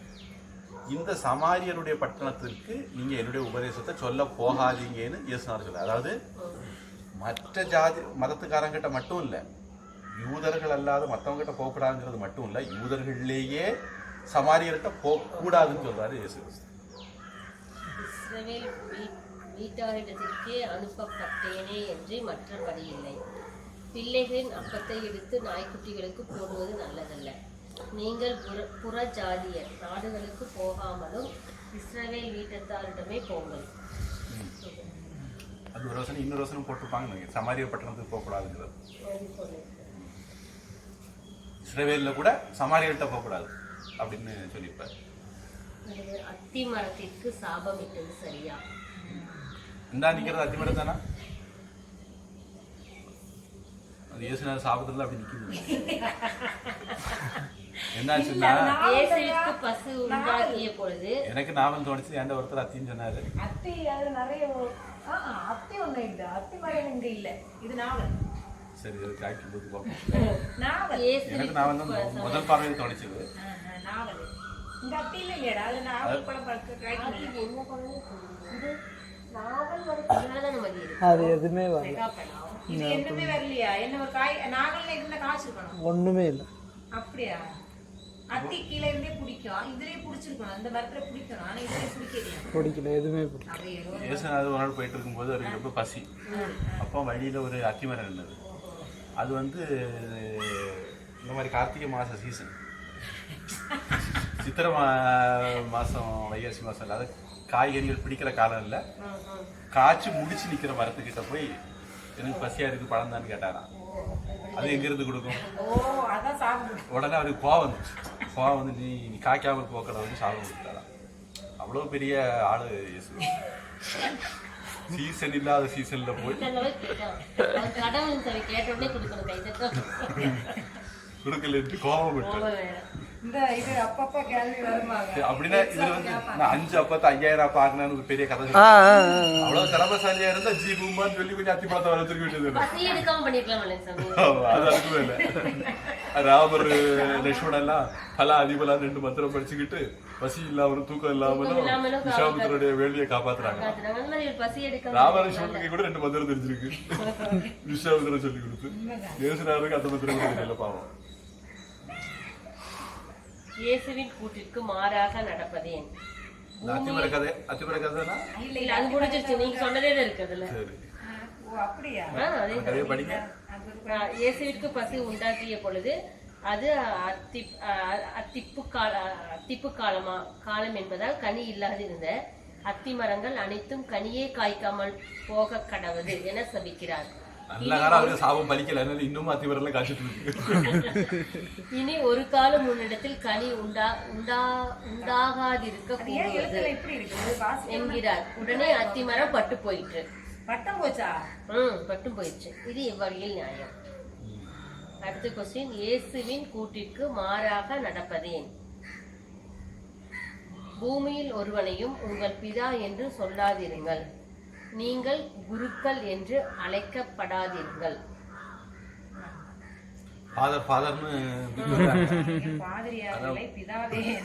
ஆனால் நீங்கள் பாதிரியார்கள் பிதாவே முறையா அவரே சொல்லி இருக்கிறாரு, குருக்கள் என்று அழைக்காதீர்கள். அதாவது வந்து நீங்க இயேசுவின் கூற்றிற்கு என்ன தவிர யாரையும் ஒத்துக்கிடக்கூடாது, யாரையுமே எடுத்துக்க கூடாது. மட்டும் இல்ல, அது வேற இடத்துல சொல்றாரு. நிறைய பேர் கள்ள தீர்க்கதரிசிகள் கிளம்பி வருவாங்க, நான் தான் கடவுளை அனுப்பின ஆளுன்னு சொல்லுவாங்க, அயோக்கிய பயில நம்பிடாதீங்கன்னு சொல்லுவாரு. அடுத்தது முக்கியமான மத மாற்றம் செய்வது சரியா? அதுல ஒரு இடத்துல வருது, நீ வந்து மற்ற மதத்துக்காரன உன் மதத்துக்கு மாத்தினா நீ 2 பக்கம் நரகத்துக்கு போவ அப்படின்ட்டு வருது. அவரே சொல்லியிருக்காரு. இங்க கேள்வி கேட்டிருக்காங்க. உங்களுக்கு ஐயோ, ஒருவனை உங்கள் மார்க்கத்தானாகும்படி சமுத்திரத்தையும் பூமியையும் சுற்றி திரிகிறீர்கள். நாடு கடல் கடந்து உலகம் முழுக்க போய் மதம் மாத்துறதுக்கு முயற்சி பண்ணிட்டு இருக்காங்க. அவன் உங்கள் மார்க்கத்தானாகும் போது அவனை உங்களில் இரட்டிப்பாய் நரகத்திற்கு மகனாக்குகிறீர்கள். இயேசுவே கூறிய பிறகு மதமாற்றம் செய்து மற்றவர்களை இரட்டிப்பு நரகத்திற்கு அனுப்புவது எத்தனை அவன் யார் யார் மதம் மாறி போயிருக்காங்களோ அவங்க எல்லாம் டபுள் நரகத்துக்கு போறாங்கன்னு சொல்றாரு இயேசு. அவரே சொல்லியிருக்காரு. மத்தேயு புதிய ஏற்பாடுல மத்தேயு.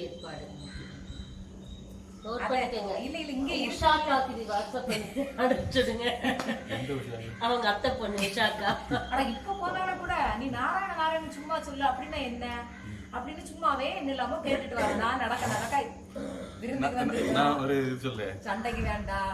பார்த்த சாரதியில் ஒரு ஆள், அவர் பைபிளை கரைச்சி குடிச்சு வச்சிருக்காரு, ஒரு வக்கீல், மதுரான் சாமிக்கு பக்தர்.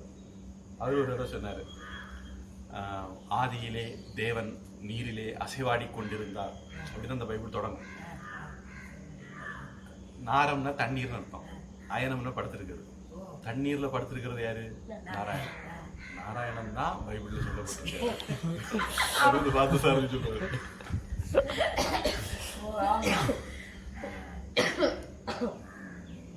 இதுல பாவம் கர்த்தர் ஜெகோவா எல்லாம் ஒரிஜினலா நாராயணர் தான் சொல்லியிருக்குன்னு அவங்களுக்கு தெரியல. அத்தனை கேள்வி கேட்டுட்டு அடுத்த ஒருத்தி போன் பண்ண வந்திருக்காங்க, கையை மாத்தி விட்டுரு, அதான் பாவம் கஷ்டப்படுறா, சாமியை கும்பிட்டா நல்லா இருக்கேன். இங்க வரைக்கும் நான் எல்லாம் கேட்டுக்கிட்டே இருக்கேன். வந்தாச்சு, சண்டை போட்டு உறவு முடிஞ்சு போயிடும், பேசாம இருக்கிறேன். அடுத்த 5 சொல்லியது அவ கொஞ்சம் தீவிரமா இருக்கிறாங்க அப்படின்னு இவ அவளுக்கு போன் பண்றான். அவ கொஞ்சம் தீவிரமா இருக்க, நம்மளே மாத்தி இருக்கா. நான் வந்து இல்லையா இப்படியே இங்க வானத்தை பார்த்து நின்று அவைய முகத்தை பார்த்து போயிடும், கடுமையான கோவம் வந்துடும். நம்ம சொந்தக்காரங்களாச்சா, அப்புறம் நீ யாரோ நான் யாரோன்னு விரோதம் ஆயிருமே. நமக்கு ரெண்டும் வேணும், முடியும் விடாது, அதுக்கேத்தாலும் நகர்ந்து போயிடணும்னு நான் பாக்குறேன். சரியான இது எனக்கு சொன்னால இந்த கைவலி இங்க எனக்கு வந்து இல்ல இன்னும் குறையவே என்னன்னு தெரியும். நீ இயேசுவே எனக்கு சரியாக மட்டும் சொல்லு. நான் டெய்லி அவரை தானே கூப்பிட்டுக்கிட்டு இருக்கிறேன், என்னைக்கு நான் இயேசுவேனா கூப்பிட்டுக்கிட்டு இருக்கிறேன் அப்படின்னு அவள்கிட்ட சொல்றேன். அவளுக்கு சந்தோஷம். அப்போ உனக்கு நாளைக்கு சரியாயிடும். அதே மாதிரி மறுநாள் போன இன்னைக்கு கொஞ்சம் நல்லா வேண்டி இருக்குன்னு பாத்தியா உனக்கு சரியாயிட்டு இப்படி சொல்லிட்டாளா. எனக்கு சிரிச்சு எனக்கு இருக்கான்னு சொல்றேன். நான் வீட்டுல இருந்து எங்க அப்பாட்ட போன எப்பா கண்ணனுக்கு நான் கண்ணா கூட குடிக்கலையே இருக்கேன், அவளுக்கு வாய்ப்புல இருந்துட்டு இன்னும் இயேசுவே கூப்பிடுன்னு சொல்லாதப்பா. நான் சொல்லிட்டு எனக்கு கண்ணன் தான் பேரை பிடிச்சிருக்கு, இயேசு பிடிக்கலன்னு நான் சொல்லிட்டு உசால்கிட்ட சொன்னேன். ஆமா நான் டெய்லி அதுதான் கூப்பிட்டு இருக்கிறேன்னு நான் அவள்கிட்ட சொல்லிட்டேன். இதுக்கு மேல அவகிட்ட பேச முடியாது. நான் அவளும் சொல்லிட்டேன் எங்க அப்பா அங்கே நான் போன் பண்ணிக்கிறேன். எப்படி என் பிள்ளைகிட்ட இப்படி போன் பண்ணி அங்க 2 மணி நேரம் போன் போய் அவள்கிட்ட ஆள் வந்தாச்சு. நீ என்ன போய் எப்படி நீ இது இயேசுவன் கூப்பிட்டா சரியாகும்னு சொல்லியிருக்கலாம், நீ அவளுக்கு நீ இந்த மாதிரி பேசுறாரு உனட்ட ஏதாவது அவ பேசினாலும் நீ ஓம்பாட பார்த்துட்டு வேண்டியது என்ன சண்டை உண்டு பண்ண இந்த மாதிரி நான் இவனே இருக்கேன். நான் இப்ப பெருசே படுத்தல அங்கோடு எங்க சுத்தி சுத்தி அவையும் கூட சண்டை வந்திருக்கு. எங்க அப்பா எங்க அப்பா சரியான கோவம் வந்துடும், பயங்கரமான கோவம் வரும், சரியான கோவம் வரும். எங்க அப்பா யாராவது மதத்தை வச்சு போறதுன்னா பொதுவா இப்ப நம்ம எல்லாம் ஹிந்துவா இருக்கிறோம், நம்ம எல்லாம் ஹிந்து இருக்கணும், உண்மையிலே ஜந்துவா தான் இருக்கும். நம்ம போய் இன்னொரு ஆள்கிட்ட போய் நீ வந்து தப்பான சாமியை கும்பிடுற, அதை விட்டுட்டு இங்க வா அதெல்லாம் சொல்றது இல்லை. நமக்கு தெரியாம தப்பான வழியில போறாங்க, அதனால நம்ம சொல்றது இல்லை. நம்ம மதத்துக்கு நம்ம அவங்கள கூப்பிடுறது இல்லை. அவங்க அப்படி இல்லை, யாரேனாலும் பிடிச்சி இழுக்கிறதுக்கு தயாரா இருக்காங்க. இல்லப்பா நம்ம கூச்சமே வரமாட்டேங்குது, நம்ம தயங்குறோம் பாரு. சொன்னாலே அவங்க திட்டாலே சிரிச்சுட்டே தானே போறாங்க. நம்ம வந்து கடவுள் நம்ம கொடி கொடியை கொட்டி கொடுத்தான்னு வச்சுங்களேன், அடுத்து சொல்லி கொடுத்தா அவனுக்கு கொடி கொடியை கிடச்சுன்னு என்ன பண்ண பயந்துகிட்டே சொல்ல மாட்டேன். இது நம்ம புத்தி, நம்ம உருப்பட்ட அடுத்த உருப்பட்ட கூடாது. நம்மளுக்கே வேணும் அவனும் கும்பிட ஆரம்பிச்சு கடவுள் அவனும் கொடுக்க ஆரம்பிச்சுட்டாரு, அப்புறம் நம்ம தரத குறைஞ்சிட்டா என்ன பண்ணுது. ஆனா ஆமாப்பா எங்களுக்கு சாமி கும்பிடுறதே போறாம அந்த எங்க வீட்டுக்கே அப்படிதான் அதான் நடக்குது. ஒன்னு அது ஏன்ப்பா ஒரு விஷயமே இல்லை என்கிட்ட பேச மாட்டேன், நீ ஏன் சாமி கும்பிடுறா கோயில்கள்லாம் போடுறா அதுதான் பிரச்சனை, வேற ஒண்ணுமே இல்லைன்னு சொல்றாங்க. அப்ப இந்துக்களுக்குள்ள இப்படி இருந்தா நம்ம எங்கவே என்ன பண்ண முடியும் சொல்லுங்க, ஒண்ணும் பண்ண முடியாது விடுங்க. சீடர்களே உதாசீனப்படுத்துகின்றீர்களே. இயேசு தனக்கு துன்பம் வராமல் இருக்க தன்னுடன் விழித்திருக்க கூறி ஜபம் செய்யலானார். ஆனால் அவர் பலமுறை எழுப்பிவிட்டும் சீடர்கள் மீண்டும் மீண்டும் தூங்குகிறார்கள். ஏன்? இயேசுவிடம் சீடர்களுக்கு நம்பிக்கை இல்லையா, அன்பு இல்லையா, சீடர்கள் சரியில்லையா, அல்லது குரு சரியில்லையா? அது பயங்கர கதையாகும் அவங்க சீடர்களுக்கு கதையெல்லாம். ஒவ்வொருத்தனையும் அவரு கஷ்டப்பட்டு பிடிச்சி இழுத்து தான் வைக்கணும். அதாவது பீட்டர்னு ஒரு ஆள், அவர் தான் முதல் போப்பு. இன்னைக்கு போப்புன்னு சொல்றாங்க, முதல் போப்பு அந்த ஆசாமி தான். அதாவது போப்பு பதவி அவருக்கு லஞ்சமா கொடுத்தது. ஆமா, பால்னு ஒரு ஆசாமி உண்டு, பவுல்னு சொல்லுவாங்க. இந்த ஆசாமி தான் இன்னைக்கு உள்ள ஒரிஜினல் கிறிஸ்தவ மதம் உருவாக்கணும். அது இயேசு கிறிஸ்தவனுடைய சீடர்களுடைய பரம்பரை கிறிஸ்தவம் எல்லாம் இன்னைக்கு இருக்கிறது. அது வந்து ஆர்த்தடாக்ஸ் கிறிஸ்டியன் சொல்லுவாங்க, ரஷ்யாவில் வந்து இருக்குன்னு நினைக்கிறேன். அவங்க வந்து இவங்க ஏற்றுக்க மாட்டாங்க. இந்த போப்பு அங்கே போன போது ரஷ்யாவில் உள்ள விடலை, இந்தியாவுக்குள்ள வந்தார் போப்பு. இலங்கைக்காரன் உள்ள விடலை, ரஷ்யாக்காரன் உள்ள விடலை, அவர் திருப்பி இத்தாலி தான் போனார். இந்த போப்பு பதவி தாரேன்னு லஞ்சம் கொடுத்து தான் இந்த பீட்டரை அந்த பவுல் அவர் கட்சி சேர்த்துக்கிட்டார், கள்ள கிறிஸ்தவ மதத்துக்கு மாற்றிக்கிட்டார். இந்த பீட்டர் வந்து இயேசு சொல்லாரு, இன்னைக்கு ராத்திரி கோழி கூவுறதுக்குள்ள நீ 3 தடவை என்ன தெரியாதுன்னு சொல்லுவேன் அப்படின்னு. இயேசு எல்லாம் வீரர்கள்லாம் தேடிட்டு இருக்காங்க சிலுவையில் அறையிறதுக்கு. இவங்க ஒளிச்சு நடக்கிறாங்க. பீட்டர் கிட்ட 2-3 தடவை அவரை பிடிச்சி நீ அவனுக்கு ஆளுதானு கேட்பாங்க. ஐயோ நான் காணவே இல்லை, எனக்கு தெரியவே தெரியாது, அது யார் கருப்பாச்சோப்பா அப்படிங்கிற மாதிரி அவங்ககிட்ட நினைச்சிட்டான். அப்படி 3 தடவை நடக்கும். அதுக்கு முன்னாடி இயேசு சொல்லியிருப்பாரு, நீ இன்னைக்கு 3 தடவை என்ன தெரியாதுன்னு சொல்லுவா அப்படின்ட்டு. அப்புறம் அதுல இன்னொரு ஆள் தான் அந்த யூதாஸுங்கிற ஆளு. அந்த ஆள் தான் காசு வாங்கிட்டு காட்டி கொடுத்தாரு அப்படின்னு இவங்க கட்டு கதை. பைபிள்ல வேற விதத்துலயும் இருக்கு. இந்த ஒரு கதையை மட்டும் இவங்க பிரச்சாரம் பண்ணுவாங்க, அவர் காசு லஞ்சம் வாங்கிட்டு பண்ணாருன்னு. ஆனா எனக்கு தெரிஞ்சு அதை பத்தி வேற சில சினிமாக்கள் எல்லாம் கூட எடுத்திருக்காங்க. அவர் காட்டி கொடுத்தது வேற சில காரணங்கள் இருந்ததாட்டு அந்த இதில் காட்டுறாங்க. அவருக்கு இவர் மேல நம்பிக்கை இல்லை, இவர் ஏமாத்துறான்னு தோணுச்சு, இந்த மாதிரி பல காரணங்கள், அதனால காட்டி கொடுத்தாரு அப்படிங்கிறது.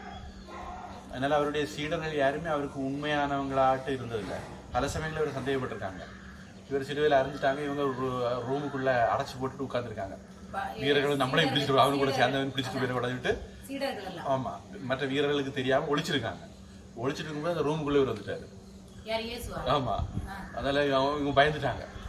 இயேசுக்கு ஆவி வந்து இயேசு வந்து ஊட்டி இருக்கிற ரூம்ல வந்து ஆவி தான் ஆவி வந்து அங்க அவஞ்சாச்சுக்கு எப்படி வந்தாருங்க அவருக்கு ஆவி வந்தோடனே அவங்க பயந்துட்டாங்க. அப்படி பல சந்தர்ப்பங்கள்ல அவங்களுக்கு இவருக்கு மேல நம்பிக்கை கிடையாது. அது பல சமயங்கள் அது வெளிப்படும். ஒரு இவர் என்ன இதில் வரும்போது நீ என்ன தோட்டக்காரனான்னு சொல்லி கேட்பான். அந்த மாதிரி விஷயத்தெல்லாம் உண்டு. அடுத்து அதெல்லாம் வரும். தேவகுமாரன் சக்தியற்றவரா? இந்து சமயத்தைச் சேர்ந்த பட்டினத்தார் என்ற ஞானியை பக்தகிரி மன்னன் தவறாக தீர்ப்பளித்து கழுவேற்ற உத்தரவிட்ட போது ஒரு பாடல் பாடி கழுமரத்தையே எரித்தார், விடுதலை ஆனார். ஆனால் நீங்கள் கடவுள் என்று போற்றும் இயேசு, உனக்கு சக்தி இருந்தால் இறங்கி வா, உன்னை நம்புகிறோம் என மக்கள் கூறிய பிறகும் சிலுவையை விட்டு இறங்கி வராதவுடன் ஐயோ என அலறி சாகிறார். ஒரு ஞானிக்கு உள்ள சக்தியை கூட இல்லாதவரை நம்பி அவர் பின் செல்வது அறிவீனம் இல்லையா? நீ தேவனுடைய குமாரனானால் சிலுவையில் இருந்து இறங்கி வா. இப்பொழுது சிலுவையில் இருந்து இறங்கி வரட்டும், அப்பொழுது இவனை விசுவாசிப்போம். தேவன் இவர் மேல் பிரியமாய் இருந்தால் இப்பொழுது ரட்சிக்கட்டும். 9ஆம் மணி நேரத்தில் இயேசு ஏலி ஏலி லாமா சபத்தானி என்று மிகுந்த சப்தமிட்டு கூப்பிட்டார். அதற்கு என் தேவனே ஏன் என்னை கைவிட்டேன் என்று அர்த்தமாம். இயேசு மீண்டும் மகா சப்தமாய் கூப்பிட்டு உயிரை விட்டார். அதாவது பாண்டியஸ் பிலாத் அப்படின்ட்டு ஒரு ராஜா, இந்த ரோம பேரரசு கீழே இருக்கிற ராஜா, அவர்கிட்ட இது விசாரிக்க வந்தபோது அவர் பொதுமக்கள்கிட்ட ஒரு பண்டிகை நாள், பஸ்கான பண்டிகை நாளில் கைதியை விட்டு போயிடணும்னா, இப்போ நம்ம அதிமுக அரசாங்கங்களுக்கு எல்லாம் முஸ்லீம் தீவிரவாதிகளை விடணும்னு தோணுச்சுன்னா அனாதோட பிறந்த நாளைக்கு விட்டுருவாங்க. ஆமாம், அதை மாதிரி யாரையாவது அந்த பண்டிகைக்கு விடுற பழக்கம் இருந்ததுனால அந்த ராஜா மக்கள்கிட்ட கேட்குறான், ஒரு கொலகாரன் இருக்கான், அவன் கொலகாரன்னு சொல்லலாம், அவனை புரட்சியாளர்னு சொல்லலாம், யூதர்களுக்காக வேண்டி புரட்சி பண்ணுறான். அதாவது அவங்க அடிமைத்தனத்துலேருந்து வெளியே கொண்டு வரணும், ரோமானிய பேரரசு வெளியே வரணுங்கிறக்காண்டி. அவனுடைய பேர் பர்னபாஸ்ன்னு நினைக்கிறேன், என்னுடைய ஞாபகம் சரியாக இருந்தான். அவன் இருக்கிறான், இயேசு கிறிஸ்துவும் இருக்கிறாரு, அப்புறம் அந்த 2 கள்ளமாரும் இருக்கிறான். அப்போது அவங்கக்கிட்ட இதில் யாரை விடுதலை பண்ணணும்னு சொல்லிட்டு மக்கள்கிட்ட கேட்குறாரு. மக்களில் ஒருத்தங்க கூட இங்கே பைபிள் அது வரைக்கும் இவர் அந்த அற்புதத்தை பண்ணார், இந்த அற்புதத்தை பண்ணார் எல்லாம் கதை வந்திருப்பாங்க. செத்தவனை அவ்வளோ பிழப்பிச்சுட்டாரு, நோய் குணப்படுத்திட்டாருலாம். மக்களில் ஒருத்தங்க கூட இயேசு கிறிஸ்துவை விடுங்கன்னு சொல்லவே இல்லை. அவங்க எல்லாரும் இந்த பர்னபாஸை விடுங்கன்னு சொன்னாங்க. ஆமாம், அந்த கொலகாரனை, அதாவது அந்த புரட்சியாளனை விடுங்கன்னு சொன்னாங்க. அப்போ இந்த திருடனையும் இயேசு கிறிஸ்துவையும் சேர்த்து கூட்டிகிட்டு போய் அறைய போகிறாங்க. அப்போ இங்கே அறையும் போது இவங்க வந்து அவரை நீ வேணும் அவ்வளோ சக்தி உள்ள நேரம் தான் இறங்கி இவ்வளோ நாள் பெரிய நேரம் அற்புதம்லாம் பண்ணியிருக்கேன், இப்போ அவங்க இறங்கி வா அப்படின்னு கூப்பிட்றாங்க. அப்போ இவர் இறங்கி வரல, அதுக்கு பதிலாக என் தேவனே என்னையும் கைவிட்டிருந்தேன். சாதாரண ஒரு பக்தர்கள், ஆர்டினரி பக்தர்கள், நம்ம ஊரில் கடவுள் என்ன கைவிட்டுட்டாரு, நான் அவரை விழுந்து கும்பிட்டேன், அவருக்கு சாக்லேட் வாங்கி கொடுத்தேன், கிட்டத்தட்ட இதே மாதிரி வச்சு என்ன கடவுள் கைவிட்டுட்டாரு அப்படின்னு சொல்லிட்டு அலறி உயிரை விடுறாரு. இதுக்கு ஒரு மறுபக்கம் நம்ம பார்க்குறதா இருந்தால் இங்கே வந்து பட்டினத்தாரை பார்க்குறோம். பட்டினத்தாரை கழுமரத்தில் அறைய போகிறாங்க. கழுமரங்கிறது சிலுவை மாதிரி ஒன்று தான், அப்படி கூர்மனையாக இருக்கும், அதில் கொறுத்து போட போகிறாங்க. அப்போ பட்டினத்தார் சொல்லாது, இந்த இப்பிறவிக்கு யான் செய்த தீவினை யாதொன்றும் இல்லை, நான் இந்த ஜென்மத்தில் ஒரு பாவம் பண்ணலை, போன ஜென்மத்தில் ஏதாவது செய்திருப்போம் போல இருக்குது, அதனால எனக்கு இப்படி வந்திருக்கு அப்படின்னு சொல்லி பாடாரு. பிறப்பதற்கு முன்னமே செய்த தீவினை தான் இங்கனே வந்து மூண்டதுவோன்னு சிவனை நினச்சி பாடுறாரு. அந்த கழுமரம் அப்படியே தீப்பிடிச்சிருக்கு. அப்புறம் வந்து ராஜாவுக்கு தெரியுது, நம்ம தப்பான ஆளை அறைய வந்துட்டோம் அப்படின்னு தெரிஞ்சுட்டு அந்த ராஜா இவரை விட்டுட்டு அவர் இவருக்கு சிஷியராக மாறி வராரு பத்திரகிரி ராஜா. ஜெயிலில் இல்லை, பிடிச்சி அந்த சிலுவைகள் ஒரு மரம் மாதிரி அதை சுமந்து கரகரகதாரான இழுத்துட்டு போய் இவரு வந்து ஒரு நிறைய விஷயங்கள் பண்ணுவார். ஒன்று வந்து அங்குள்ள அரசாங்கத்துக்கு எதிராக பேசுறது, 2வது யூதர்கள் மதத்தில் அது வரைக்கும் பாரம்பரியமாக இருந்த விஷயத்துக்கு எதிராக பேசுவார் நிறைய. இப்போ யூத மதத்தில் வந்து பழைய ஏற்பாட்டில் நிறைய விஷயங்கள் சொல்லியிருக்கோம், பரம்பரையாக கடைபிடிச்சிட்டு வருவாங்கல்ல, அதெல்லாம் இவர் கடைபிடிக்க மாட்டார். ஒரு தடவை சொல்லுவார், இந்த கோவிலை நான் நினைச்சேன் இடிச்சிட்டு கட்டிடுவேன் அப்படிம்பாரு. சும்மா இருக்கிற கோவிலை இடிச்சிட்டு கட்டுவேன்னு சொன்னா அப்ப யார் அவங்க இது பண்ணாங்க? யூதர்களே இவருடைய சொந்தக்காரங்களே குலத்துக்காரங்களே இவருக்கு எதிர்ப்பு. அப்ப மக்கள் மத்தியில கடுமையான அதிருப்தி. ஆனா அது பைபிள்ல இவங்க கிறிஸ்தவர்கள் எப்படி அதை வியாக்கியானம் பண்ணுவாங்கன்னா, யூத மத குருக்கள் இவருக்கு எதிரி அப்படிங்கிற மாதிரி சொல்லுவாங்க. அது பொய். ஏன்னா மத குருக்கள் மட்டும் எதிரியா இருந்திருந்தா ராஜா ஒட்டுமொத்த மக்கள்கிட்ட யாரை விடணும்னு கேட்ட போது மக்கள் எல்லாம் இவரை விடணும்னு சொல்லியிருப்பாங்க. மத குருக்கள் சொல்றது எடுபடாம இருக்கும். ஆனா அந்த கூட்டத்தில் ஒருத்தர் கூட இவரை விடணும்னு சொல்லல. ஆனா அது வந்து கிறிஸ்தவர்கள் நம்ம தலையில முளக அரைக்கிறதுன்னு சொல்றது. ஒரிஜினல் என்னன்னா, யூதர்களுக்கு பாரம்பரியமான பழக்க வழக்கங்களுக்கு எதிராக இருந்ததுனால யாருக்குமே இயேசு பிடிக்காது. இயேசுக்குன்னு ஒரு சின்ன கூட்டம் இருந்தது, அவ்வளவுதான்.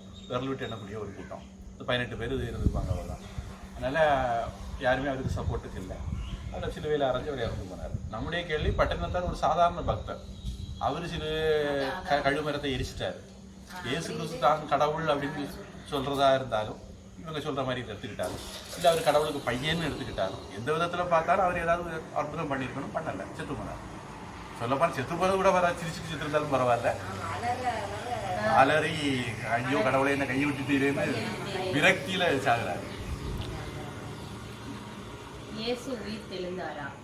இயேசு உயிர் தெழுந்திருந்தால் மூன்றே நாளில் அவருடனே சிலுவையில் அறைவது வரை இருந்த மதகலேனா மரியாள் ஏன் அடையாளம் கண்டு கொள்ளவில்லை? மகதலேனா மரியாள், அது நான் அவருடைய காதலி அப்படிங்கிற மாதிரி சொன்னது. அதாவது பொதுவாக அந்த சிலுவையில் அறையும் போது அவங்க பழக்கம் என்னன்னா, முட்டை அடிச்சு உடச்சிருவாங்க. ஒருவேளை ஆணி பிடிக்கிட்டு வந்து கீழே வந்து தப்பிச்சு ஓடிக்க கூடாதுன்னு. அவன் இவருக்கு முட்டை அடிச்சு உடைக்கல. ஆக்சுவலாக இவருடைய சிஷ்யர்கள் வந்து ஏதோ சில வேலைகள் பண்ணிட்டாங்க. நமக்கு பைபிளில் படித்து பார்க்கும்போது அது மாதிரி தெரியுது. இவங்க வேற சில கள்ள தொடர்புகள் வச்சிருந்து ராஜா கிட்ட இவரை வந்து நீங்கள் ஸ்பெஷலாக ட்ரீட் பண்ணணுங்கிற மாதிரி பண்ணிட்டாங்க. அதனால இவரை வந்து முட்டை அடித்து உடைக்கல. அதுக்கப்புறம் இவங்க அவரை இதுலேருந்து சிலுவையிலேருந்து இறக்கி கொண்டு போய் ட்ரீட்மெண்ட் பண்ணாங்கன்னு. ட்ரீட்மெண்ட் பண்ண கொஞ்சம் குணமான பிறகு அவர் அங்கேருந்து தப்பிச்சு வெளியே வந்தாரணும். கொஞ்ச நாள் அவரை ஒழிச்சு வச்சிருந்து ட்ரீட்மெண்ட் பண்ணாங்கிற மாதிரிலாம் சில குறிப்புகள் நமக்கு பைபிளில் கிடைக்கிறது. அதை வச்சு ஒரு புத்தகமே இருக்குது, ஜீசஸ் லிவ்ட் இன் இந்தியான்னு ஒரு புத்தகம் இருக்குது. அவர் அங்கேருந்து உயிருக்கு தப்பி காஷ்மீரில் வந்து இருந்தாருன்னு. அவர் பார்த்தீங்கன்னா ஒரு 5-6 வயசுக்கு மேலே 36 வயசு வரைக்கும் அவர் எங்கே இருந்தாருன்னு யாருக்கும் தெரியாது. 36 வயசுக்கு மேலே தான் பைபிளில் வந்து இயேசுவை பற்றி பேசுது. அதுக்கு முன்னாடி அவர் எங்கே இருந்தார், என்ன பண்ணார். பொதுவாக அவர் அவருடைய உபதேசங்கள் பார்க்கும்போது கொஞ்சம் ஒரு அத்வைத இந்திய தத்துவத்தினுடைய ஒரு இது தெரியும். அப்போ அது வந்து அங்குள்ள மக்களால் ஜீரணிக்க முடியல. அதனால அவங்க இவரை கொண்டாங்க. அவர் முதல்ல இங்கே தான் வந்திருந்தாரு, சின்ன வயசுல இங்கே தான் இருந்தார், இங்கிருந்து படிச்சுட்டு அங்கே போயிட்டு அதை பிரச்சாரம் பண்ணாரு. திருப்பி கொண்டாங்கன்னு உடனே திருப்பி உயிருக்கு தப்பி காஷ்மீருக்கே பழையபடி வந்துட்டாரு. காஷ்மீரில் தான் இருந்தார். அங்கே அவருக்கு சமாதி எல்லாம் இந்த இடத்துல இருக்குது. அந்த மாதிரிலாம் அந்த புத்தகத்தில் போட்டிருக்காங்க. அந்த புத்தகத்தை நானும் நம்பல, அது வேற கதை. ஆனால் அந்த புத்தகம் இந்த மாதிரி சில விஷயங்களை, அவரை பொதிஞ்ச துணி கிடைக்குது, அந்த துணியில் சில மூலிகை பொருட்கள் இருந்தது, அந்த மாதிரிலாம் அந்த புத்தகத்தில் எவிடன்ஸ் கொடுக்குறாங்க. 3 நாளில் அவருடனே சிலுவையில் அறைவது வரை இருந்து அப்படின்னா என்ன சொன்னாங்க? இவருக்கு கூட 2 கள்ளங்களை அறைவாங்க. அப்போ அந்த கள்ளங்க 2 பேரும் இவரை பரிகாசம் பண்ணுவாங்க. பாருடே கடவுளே நம்ம கூட தான் நம்மளே கல்ல இந்த சாமியே நம்மள கூட வச்சிருக்க அப்படின்னு அப்படி பரிகாசம் பண்ணுவாங்க. அவனுக்கு ஒரு பெருமை. அது 3 நாளில் அவருடனே சிலுவையில் இருந்தார். அதாவது இந்த அம்மா அவருக்கு கூடவே இருந்தவங்க, மகதலேனா மரியாளுங்கிறவங்க. பொதுவாக இயேசுங்கிற ஒரு ஆள் உருவான பிறகு பெரும்பகுதி அவரு கூட தான் இருந்துட்டு இருக்காங்க. வேற பல சந்தர்ப்பங்கள் அதை பற்றி விவரங்கள் இருக்கு. இந்த அம்மா அவருக்கு ரொம்ப நெருக்கமானவங்க. இவரை சிலுவையில் அரைஞ்சி 3 நாள் கழிச்சு அந்த ஒரு குகையில் இவரை கொண்டு வச்சிருவாங்க. காணாமல் போயிடுவார், குகையில் வைப்பாங்க. இந்த அம்மா அவர் குகையில் இருக்காருங்கிறது தெரிஞ்சு பார்க்க வராங்க. அந்த செத்த பிரேதத்தை கொண்டு குகையில் வச்சிருவாங்க 3 நாள் கழிச்சு. அப்படி வச்சு அந்த குகையை பார்க்கறதுக்கு வராங்க. வரும்போது அந்த குகை வாசல் திறந்துருக்கும் போது குகைக்குள்ளே இருந்து ஒரு ஆள் வெளியே வருது. இந்த அம்மா அவரை பார்த்து நீ என்ன தோட்டக்காரனான்னு கேட்குறாங்க. இயேசு கிறிஸ்துக்கு ரொம்ப நெருக்கமான ஒரு அம்மா. அந்த சிலுவையில் அரைஞ்ச பிறகு வேணா 3 நாள் பார்க்காம இருந்திருப்பாங்க. 3 நாள்ல 3 நாள்ல மறந்தே போனாங்க. 3 நாளில் அவருடனே சிலுவையில் அறைவது வரை இருந்தாங்க. சிலுவையில் அறை வரைக்கும் கூட இருந்தாங்க. 3 நாள் மாறி போயிடுவாங்களா? 3 நாள் கழிச்சு இவருக்கு அந்த கோயிலுக்குள்ள இருந்து வெளியே வர கொஞ்சம் குணமாயி வெளியே வராரு. கோயிலுக்கு ட்ரீட்மெண்ட் பண்ணி குணமாயி வெளியே வராரு தப்பிச்சு போறதுக்கு. அப்படி எதிர இந்த அம்மா பாக்குறாங்க அது வாரத பாக்குறது, நீ என்ன தோட்டக்காரனா, இயேசுவை பாத்தியா, அவர் எங்க இருக்காரு, இங்கதானே எங்க இருக்காருன்னு சொன்னாங்க அப்படின்னு அவர்கிட்ட விசாரிக்காங்க. என்ன தெரியலையா, நான் தான் இயேசு அப்படின்னு அவர் சொல்ல வேண்டியது சொல்ல வேண்டியது. அப்ப சிலுவையில அறைஞ்சவன அவ சாகலையா? பெத்த அம்மாவுக்கு பெத்த பிள்ளையே தெரியாது மாதிரி. இல்ல சாமி, சிலுவையில அறைஞ்சவன அவ சாகலையாப்பா? இல்ல அந்த நம்ம இத படி இல்ல, பொதுவா சிலுவையில அறைஞ்சா கொஞ்சம் மாத்தம் சாவாங்க. அந்த 4 ஆணி தானே அறைவாங்க, ரத்தம் ஒழுகிட்டே போகும், வேதனையிலையும் வலியிலையும். தப்பிச்சு வந்தாரா உண்மையிலே? ஆமா, அதான் சொல்ல முட்டை உடைக்கல. அப்ப ஏன் முட்டை உடைக்கலைங்கிற முக்கியமான கேள்வி வருது. இல்ல மற்றவங்க 2 பேருக்கும் முட்டை உடைச்சிருக்கல, அவன் இவருக்கு ஏன் உடைக்கல? ராஜாவுக்கு லஞ்சம் கொடுத்து, அந்த ரோமானிய ஆட்சியுடைய பிரதிநிதி பாண்டியஸ் பிலாத் அவருக்கு லஞ்சம் கொடுத்து இவங்களை சரி கட்டிட்டாங்க. அவங்க முட்டை உடைக்கல. அப்புறம் ஊருக்கு அலைஞ்ச மாதிரி காட்டிக்கிட்டு அப்புறம் ராத்திரி அவரை இறக்கி அந்த குகைக்குள்ளே கொண்டு வச்சு ட்ரீட்மெண்ட் பண்ணாங்க. 3 நாள் கழிச்சு அவர் குகையிலேருந்து வெளியே கொஞ்சம் குணமாகி வெளியே வந்தார். அவர் உயிர் தெழுந்து வந்துட்டார்.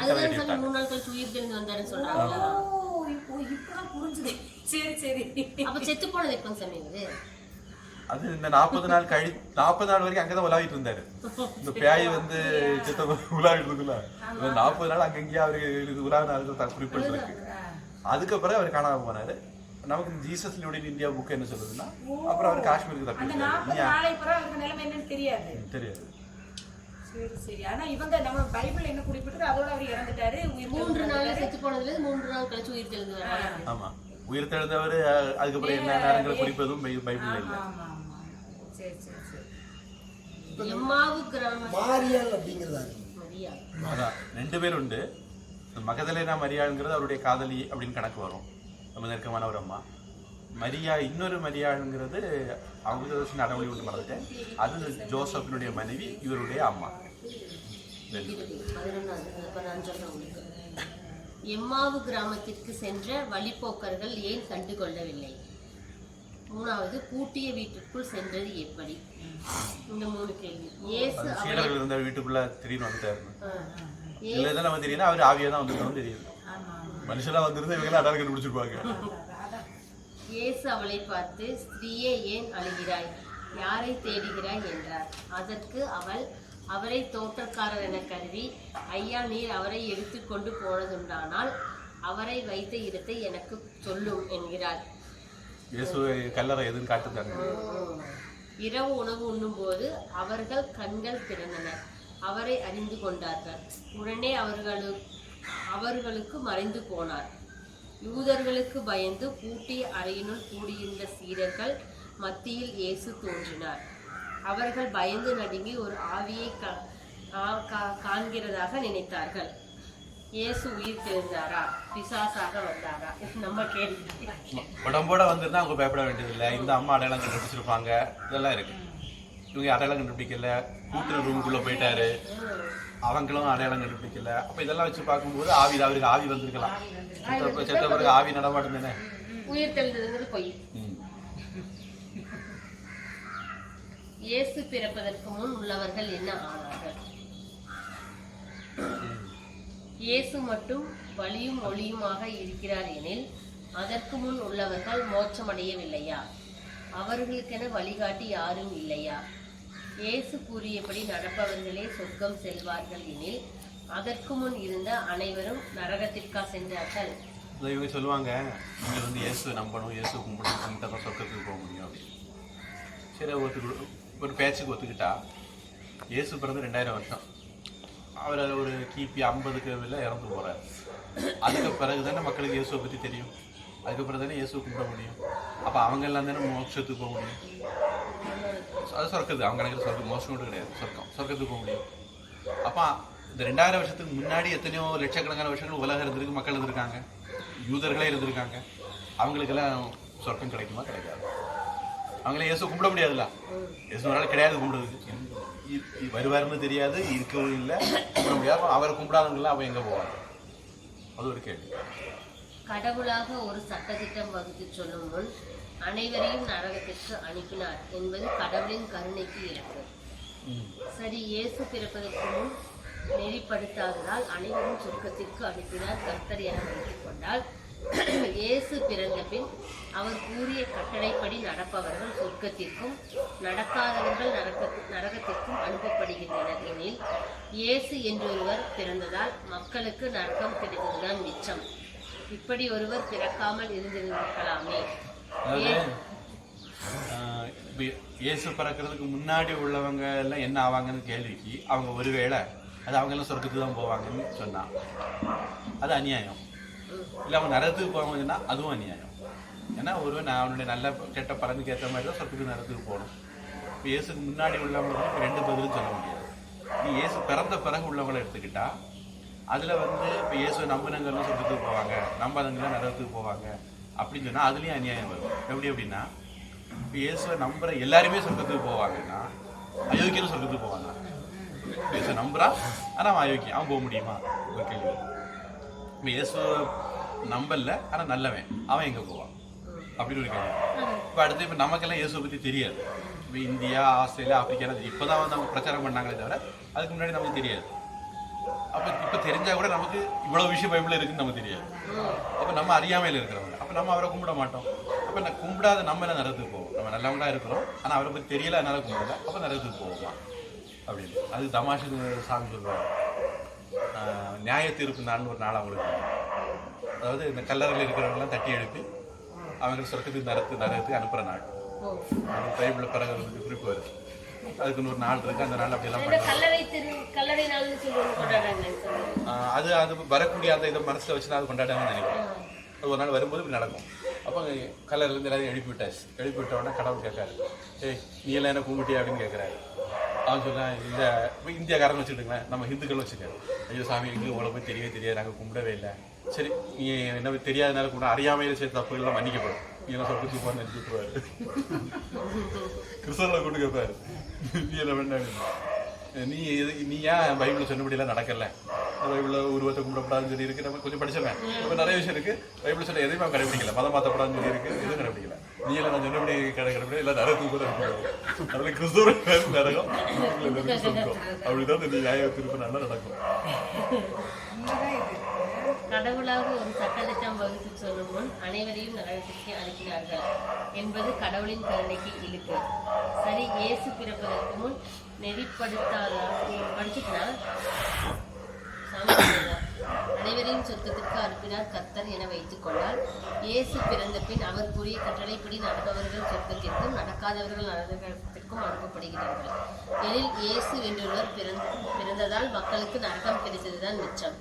இப்படி ஒருவர் பிறக்காமலே இருந்திருக்கலாம்.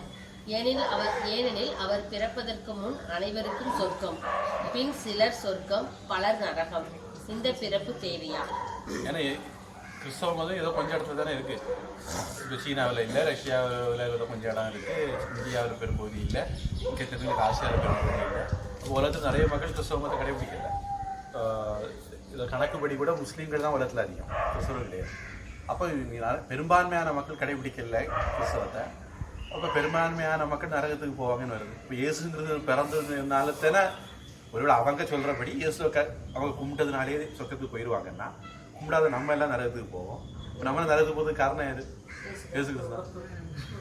அதுதான் ஐடியா. மறுபிறப்பு இல்லையா? ஒவ்வொரு குழந்தையும் ஒவ்வொரு விதமாக அழகாக, கொடூரமாய், புத்திசாலியாய், முட்டாளாய், பணக்காரனாய், ஏழையாய், ஆரோக்கியமாய், அங்கஹீனமாய் பிறப்பதை நாள்தோறும் பார்க்கிறோம். கருணையுள்ள கடவுள் பாரபட்சமாய் நடக்கலாமா? இந்துக்கள் கூறும் மறுபிறப்பு கொள்கைப்படி அவரவர் முன்வினை பயனுக்கேற்ப பிறவி அமைகிறது என்பது ஏற்புடையதாகிறது. அதாவது இன்னைக்கு உலகத்தில் வந்து குழந்தைகள் பிறக்கும்போது விவேகானந்த சாமி சொல்கிற விஷயம்தான். குழந்தைகள் பிறக்கும்போது அதில் ஏற்றத்தாழ்வு இருக்கிறத பார்க்குறோம். சிலருக்கு சிலர் கொஞ்சம் புத்தி கம்மியாக இருக்குது, சிலர் ஆரோக்கியம் பிறக்கும், சில ஆரோக்கியம் குறைவாக பிறக்கிறாங்க. இப்போ நாம் என்ன சொல்கிறோம், இப்படி பிறக்கிறதுக்கு காரணம் கடவுள் கிடையாது, அவங்க முன் ஜென்மங்கள் செய்த கர்ம பலன் அப்படின்னு நம்ம சொல்கிறோம். இப்போ அவங்க வந்து அதை ஒத்துக்கிறவங்க கிடையாது. அப்போ அவங்க இதுபடி நான் கடவுளே படைக்கும் போது இப்படி வித்தியாசத்தோட படைக்கிறாரு. அப்போ படைக்கும் போது இப்படி பாரபட்சமாக கடவுள் படைக்கிறாரு. நாங்கள் இப்போ பாரபட்சம் உள்ள ஆள் கடவுளாக இருக்க முடியுமா? முடியாது. அப்படிங்கிறது குழந்தை பிறந்ததும் கொள்வீர்களா? மறுபிறப்பு இல்லையெனில் ஒருவன் இப்பிறப்பில் நன்மை செய்தால் நித்திய சொர்க்கமும் தீமை செய்தால் நித்திய நரகமும் எனில் பிறந்ததும் இறக்கும் குழந்தைகள் எங்கு செல்லும்? என்ன அப்படின்னா அவங்களுக்கு ஒரு இது வருது, நம்ம இதை பொறுத்த வரைக்கும் ஒருவன் புண்ணியம் செய்தால் சொர்க்கத்துக்கு, பாவம் செய்தால் நரகத்துக்கு. பாவ புண்ணியம் ரெண்டும் இல்லாமல் கடவுளை கும்பிட்டு கடவுளை அறிஞ்சு தன்னை கடவுளாக மாற்றிக்கிட்டான்னா முக்தி. நமக்கு ஆக்சுவலாக 3 இருக்குது, நரகம் இருக்குது, சொர்க்கம் இருக்குது, முக்தி இருக்குது. நமக்கு 3 வேற வேறையா. அதனால் அவங்க நரகத்தையும் நம்ம நரகத்தையும் ஒன்றாக்க முடியாது, கான்செப்ட் வேற. இப்போது அவங்க இந்த நரகத்தை பற்றி சொல்லும்போது என்ன சொல்லுவாங்கன்னா, ஒரு ஆள் ஒரு தடவை நரகத்துக்கு போயிட்டா போனதுதான், திருப்பி வர முடியாது. நமக்கு அப்படி இல்லை. பகவத்கீதை சொல்லுது, க்ஷீணே புண்ணிய மத்திய லோகம் விஷயத்தி.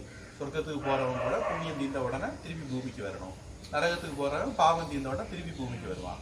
திருப்பி அவன் நல்ல காரியங்கள் செய்து கடவுளை அறைய முயற்சி பண்ணி கடவுளை அடைஞ்சான்னா, ஞானம் அடைஞ்சானா முக்திக்கு போயிடுவான் அப்படின்னு நம்ம எழுது. இப்போ நமக்கு எப்போவுமே முக்திக்கு போகிறதான் ஃபைனல் கோர்.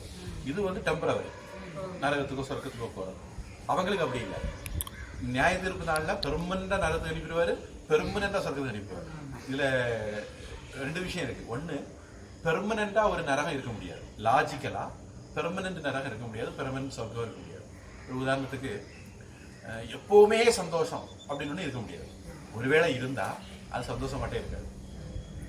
நமக்கு துன்பம் இருக்கிறதுனால தான் சந்தோஷம் பிடிக்கும். வெயிலின் அருமை நிழல்ல தெரியுமாங்க. அது மாதிரி துன்பம் இன்பம் கலந்து இருக்கிறதுனால தான் நமக்கு சந்தோஷம் இன்பம் பிடிக்கும். ஒருவேளை எப்போவுமே இன்பமாக இருந்தால் நமக்கு பிடிக்காது. சொல்லுவாங்களே, நம்ம ரொம்ப பிடிச்ச ஒரு டிஷ் இருக்குன்னு வச்சுக்கலாம், டெய்லி அதையே போட்டுட்டு இருந்தாங்கன்னா பிடிக்காம போயிடும். அப்போ நித்திய சொர்க்கம் நித்திய நரகங்கிறது டெக்னிக்கலாக அல்லது லாஜிக்கலாக சரி கிடையாது. ஆனால் அவங்க சொல்கிறாங்க. இப்போ நம்ம கேள்வி என்னன்னா, பாவம் செய்யறவன் நரகத்துக்கு போகிறான், புண்ணியம் செய்யற சொர்க்கத்துக்கு போகிறான். சரி, சில குழந்தைகள் பிறந்த உடனே இறந்துருக்கு. பிறந்த உடனே இறந்த குழந்தை பாவம் செய்திருக்காது, புண்ணியம் செய்திருக்காது. இப்போ அந்த குழந்தை எங்கே போகும்? சரி, ஒருவேளை அது பாவம் செய்யாதனால சொர்க்கத்துக்கு போகும்னு வச்சுக்கிட்டா, உலகத்துல பிறந்த உடனே கொண்டு போட்டோம்னா எல்லாரும் சொர்க்கத்துக்கு போயிடுவாங்க.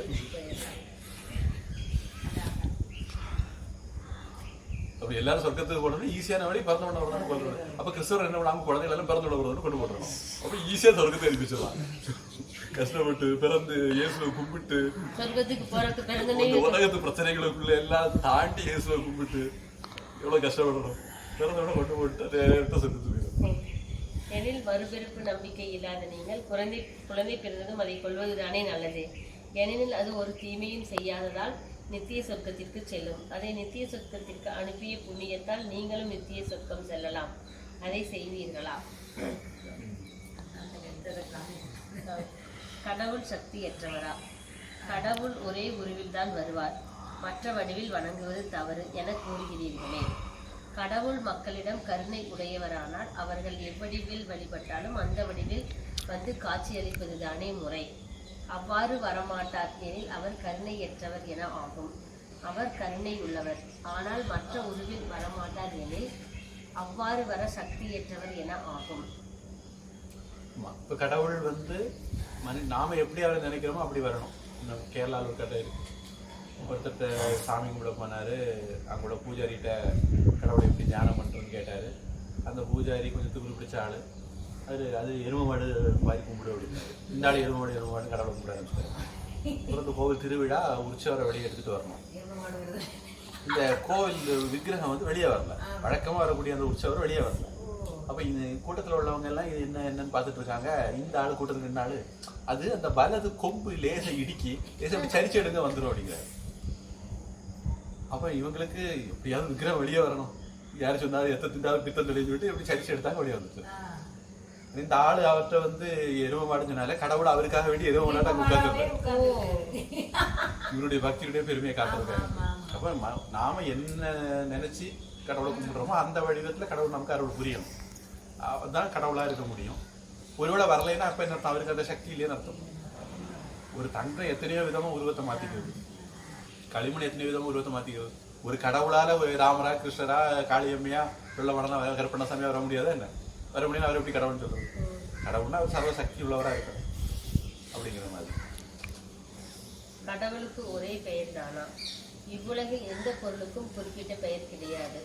உதாரணத்திற்கு தண்ணீரை தமிழர்கள் தண்ணீர் எனவும், மலையாளி வெள்ளம் எனவும், ஹிந்திக்காரர்கள் பாணி எனவும், ஆங்கிலேயர் வாட்டர் எனவும் ஒவ்வொரு மொழியிலும் ஒவ்வொரு பெயரில் அழைக்கிறார்கள். இவ்வாறு இவ்வுலகில் எந்த பொருளுக்கும் இதுதான் பெயர் என இல்லை. ஒரு பொருளுக்கே தனிப்பட்ட பெயர் இல்லாத பொழுது இவ்வுலகை படைத்த இறைவனை ஒரு பெயருக்குள் கட்டுப்படுத்த முடியுமா? அப்பெயரில் அழைத்தாலும் கடவுளை நினைத்து அழைக்கும் போது அவருக்கு புரியாதா? உங்களிடையே ஆங்கிலேயர் ஜீசஸ் என்றும் தமிழர்கள் இயேசுவை என்றும் தானே அழைக்கிறார்கள். எனவே இந்துக்களின் கொள்கையாம் இவ்வுருவில் எப்பெயரில் வழிபட்டாலும் இறைவன் புரிந்து கொண்டு அருள் புரிவான் என்பதுதானே ஏற்புடையது. நமக்கு பகவத்கீதையில் ஒரு ஸ்லோகம் இருக்குது, வளர்நிலையில் வச்சுட்டாங்கன்னு நினைக்கிறேன். ஏ யதாமாம் பிரபத்தியந்து தாம் ஸ்திதைவ பஜாமியம். யார் என்னை எப்படி வழிபடுகிறார்களோ அவர்களுக்கு நான் அப்படி அருள் புரிகிறேன் அப்படின்னு ஒரு ஸ்லோகம். இன்னொன்று யோயோ யாம் யாம் தனும் பக்தர் ஸ்ரத்தையா அர்ச்சித்து மிச்சதி தஸ்ய தஸ்ய அச்சலாம் ஸ்ரத்தா தாங்களோ இல்லாமல். யார் யார் என்னை எந்த வடிவத்தில் வழிபட விரும்புகிறார்களோ அவருக்கு நான் அந்த வடிவத்தில் அருள் புரிகிறேன். இன்னொரு இடத்துல பூதானியாந்தி பூதேஜியாக அப்படின்னு ஒரு ஸ்லோகம் வருது. அதில் வந்து பூதங்களை வழிபடுவர்கள் பூதங்களை அடைகிறார்கள், பித்திருக்களை வழிபடுவர்கள் பித்திருக்களை அடைகிறார்கள், என்னை வழிபடுவர்கள் என்னை அடைகிறார்கள் அப்படின்னு சொல்கிறாரு. இப்போ நம்ம நாட்டுடைய கடவுள் வழிபாட்டு தன்மை இந்த மாதிரி இருக்குது. ஆனால் அவங்க என்ன சொல்கிறாங்க, இயேசு மட்டும் தான் கடவுள், அவர் மட்டும் தான் கொண்டாடுறாங்க. அதுலேயும் பிரச்சனை இருக்குது. இயேசுவை இன்னொருத்தர் பிதாவின்னு சொல்லி சுற்றிருக்காரு. உயிரோட இருக்கும்போதும் என்ன பார்த்து பிதாவின்னு சொல்கிறோம், பிதாவிட்ட வரமாட்டேன்னு சொல்லியிருக்காரு. சாகும்போதும் அவரே ஒரு சாமிகிட்ட கூப்பிட்டு தான் செத்தாரு. அப்படி இருக்கும்போது முதல்ல யார் சாமிங்கிற குழப்பம் வந்தது. உண்மையான கடவுள் யார், ஜெகோவாவா இயேசுவா அப்படின்னு. சரி, இந்த இதில் யாராக இருந்தாலும் அந்த ஆள் வந்து அந்த வடிவத்தில் கும்பிட்டா மட்டும்தான் காப்பாற்றுவேன், வேறு வடிவில் கும்பிட்டா காப்பாற்ற மாட்டேன்னா அது வந்து லாஜிக்கு அனுபவத்துக்கு நடைமுறைக்கு பொருத்தமாக இல்லை அப்படிங்கிறது என்னுடைய சேவை எனில் மதமாற்றம் ஏன்? ஆடு மாடு கோழி பணம் என ஏழைகளுக்கு வழங்குவது உண்மையில் சேவை மனப்பான்மை எனில் ஏன் மதமாற்றம் செய்கிறீர்கள்? தூண்டிலில் புழுவை வைத்து மீன் பிடிப்பது போல் அல்லவா உள்ளது இது? இது சேவையா ஆள் பிடிப்பதா? நிறுத்துவீர்களா இதை? மத தெரசான்னு நம்ம சொல்லுவாங்க. அந்த தெரசா என்ன பண்ணாங்கன்னா, கல்கத்தாவில் போய் அங்கே உள்ள கொஞ்சம் தொழுநோயாளிகளை பிடிச்சி அடைச்சி போட்டு அவங்கள காட்டி காட்டி பணம் கறந்துட்டுருந்தாங்க. ஆக்சுவலாக அவங்களுக்கு எந்த சேவையும் செய்யலைங்கிறதா உண்மை. அதை ஒரு ஆள் போய் வீடியோ இல்லை ஆடியோ டாக்குமெண்ட் எல்லாம் பண்ணிட்டாரு. அதை பற்றி தனி புத்தகமே அதை பற்றி இருக்குது. அவருடைய பேர் வந்து டாக்கின்ஸ்னு ஏதோ பேர், அந்த இது பண்ண ஆளுக்கு பேர். ஒரு வெள்ளைக்காரர் தான் அவர். ஆக்சுவலாக ஒரு பேட்டி எடுத்து தான் வந்தார். வந்து அங்குள்ள சூழ்நிலையை பார்த்து இந்த அம்மா ஊரை ஏமாற்றிட்டு இருக்காங்கன்னு சொல்லி தெரிஞ்சு ஒரு புக்கு போட்டார். எப்படியானாலும் இப்போ இந்த அம்மா இந்த மாதிரி இருக்கக்கூடிய காலத்தில் 1975 அந்த மாதிரி சமயங்களில் ஓபி தியாகின்னு ஒரு ஆள் ஒரு பார்லிமெண்ட்டில் ஒரு சட்டம் கொண்டு வரதுக்கு முயற்சி பண்ணுறாரு, மதமாற்ற தடை சட்டம். அப்போ இந்த அம்மாட்ட போய் பேட்டியை கேட்டாங்க, இப்படி மதமாற்ற தடை சட்டம் கொண்டு வர போகிறாங்க, இதை பற்றி நீங்கள் என்ன நினைக்கிறீங்க? ஏன்னா அந்த அம்மாவை கடைசி வரைக்கும் எல்லாம் தலைக்கு மேலே தூக்கி கொண்டாடிட்டு இருந்தாங்க தெய்வம் மாதிரி. அந்த அம்மாட்ட போய் கேட்டோன்னா அந்த அம்மா சொன்னாங்களா, ஒருவேளை அந்த சட்டம் வந்ததுன்னா எனக்கு இந்தியாவில் வேலையே இல்லை. அப்போ என்ன அர்த்தம்? நான் பண்ணுற சேவையெல்லாம் மதமாற்றத்துக்கு தான், சேவை இல்லைன்னு அர்த்தம். இதுதான் அந்த அம்மா சொன்ன ஸ்டேட்மெண்ட். அதில் பொதுவாக இப்போ செய்யக்கூடிய உதவி எல்லாமே நிறைய பேர் நம்மகிட்ட சொல்கிறது அப்படிதான், ஹிந்துக்கள் உதவி பண்ணுறது இல்லை அப்படிங்கிற மாதிரி. அதில் வந்து நம்ம நிறைய விஷயங்கள் புரிஞ்சுக்கிறது இல்லை. அடிப்படையில் கிறிஸ்தவ மதத்தையும் ஹிந்து மதத்தையும் ஒப்பிட முடியாது. பாதிரியார்களையும் சன்னியாசிகளையும் ஒப்பிட முடியாது. சன்னியாசியுடைய லைஃப் ஸ்டைல் வேறு, பாதிரியோட லைஃப் ஸ்டைல் வேறு. பாதிரிங்கிறவங்க வந்து அந்த ஆள் தான் ஊர் தலைவர், அந்த ஆள் தான் மதகுரு, அந்த ஆள் தான் சன்னியாசி. எல்லாத்துக்கும் இந்த சன்னியாசிங்கிறது பொறுத்தாது, ஆனால் பொதுவாக ஆர்சிக்காரங்களுக்கு பொறுத்து. அப்போ அந்த 3 இதுவும் பொறுப்பும் அவங்ககிட்ட இருக்குது. இப்போ நம்ம இதில் வந்து சன்னியாசி வேறு, அவர் பொதுவாக உலகியல் விஷயங்களை தலைவர் போட மாட்டார். மதகுருங்கிறது வேறு, அதாவது கோயிலில் பூஜாரிங்கிறது வேறு, ஊர் தலைவர்ங்கிறது வேறு. இங்கே ஊர் தலைவர் வந்து வரியை கட்டுன்னு சொன்னால் இது சௌகரியம் தான் வரைய கட்டுவோம், இல்லைன்னா நீ ஒரு நியாயம் கேட்கறது அப்படி அவங்க குடும்பத்துக்கு வேற எல்லாம் சேர்ந்துக்கிட்டு இது எதுதான் ஒரு கோஷ்டி உருவாக்கிட்டு இருப்பாங்க. ஊர் தலைவர் வரி கட்டுன்னு சொல்கிறது அவங்க கேட்கணும்னு கட்டாயம் கிடையாது. அடுத்தது பூஜாரி வந்து அவங்ககிட்ட வரி கட்டுன்னு சொல்லவே முடியாது. அவன் வந்து இஷ்டப்பட்டா காணிக்க கொடுப்பான், இல்லைன்னா அவன் கொடுக்க மாட்டான். பூஜாரி பூஜையை கழிச்சிட்டு போயிட்டு இருக்கணும். பூஜாரியுடைய கட்டுப்பாட்டில் அவன் இல்லை. அவன் வீட்டுக்கு கல்யாணத்துக்கு கருமாதிக்க பூஜாரியுடைய அவசியம் கிடையாது. சன்னியாசியை பொறுத்த வரைக்கும் அவர் ஆன்மீக விஷயங்கள் மட்டும் தான் பேசுவார், ஒலியல் விஷயங்கள்லாம் பேச மாட்டார்.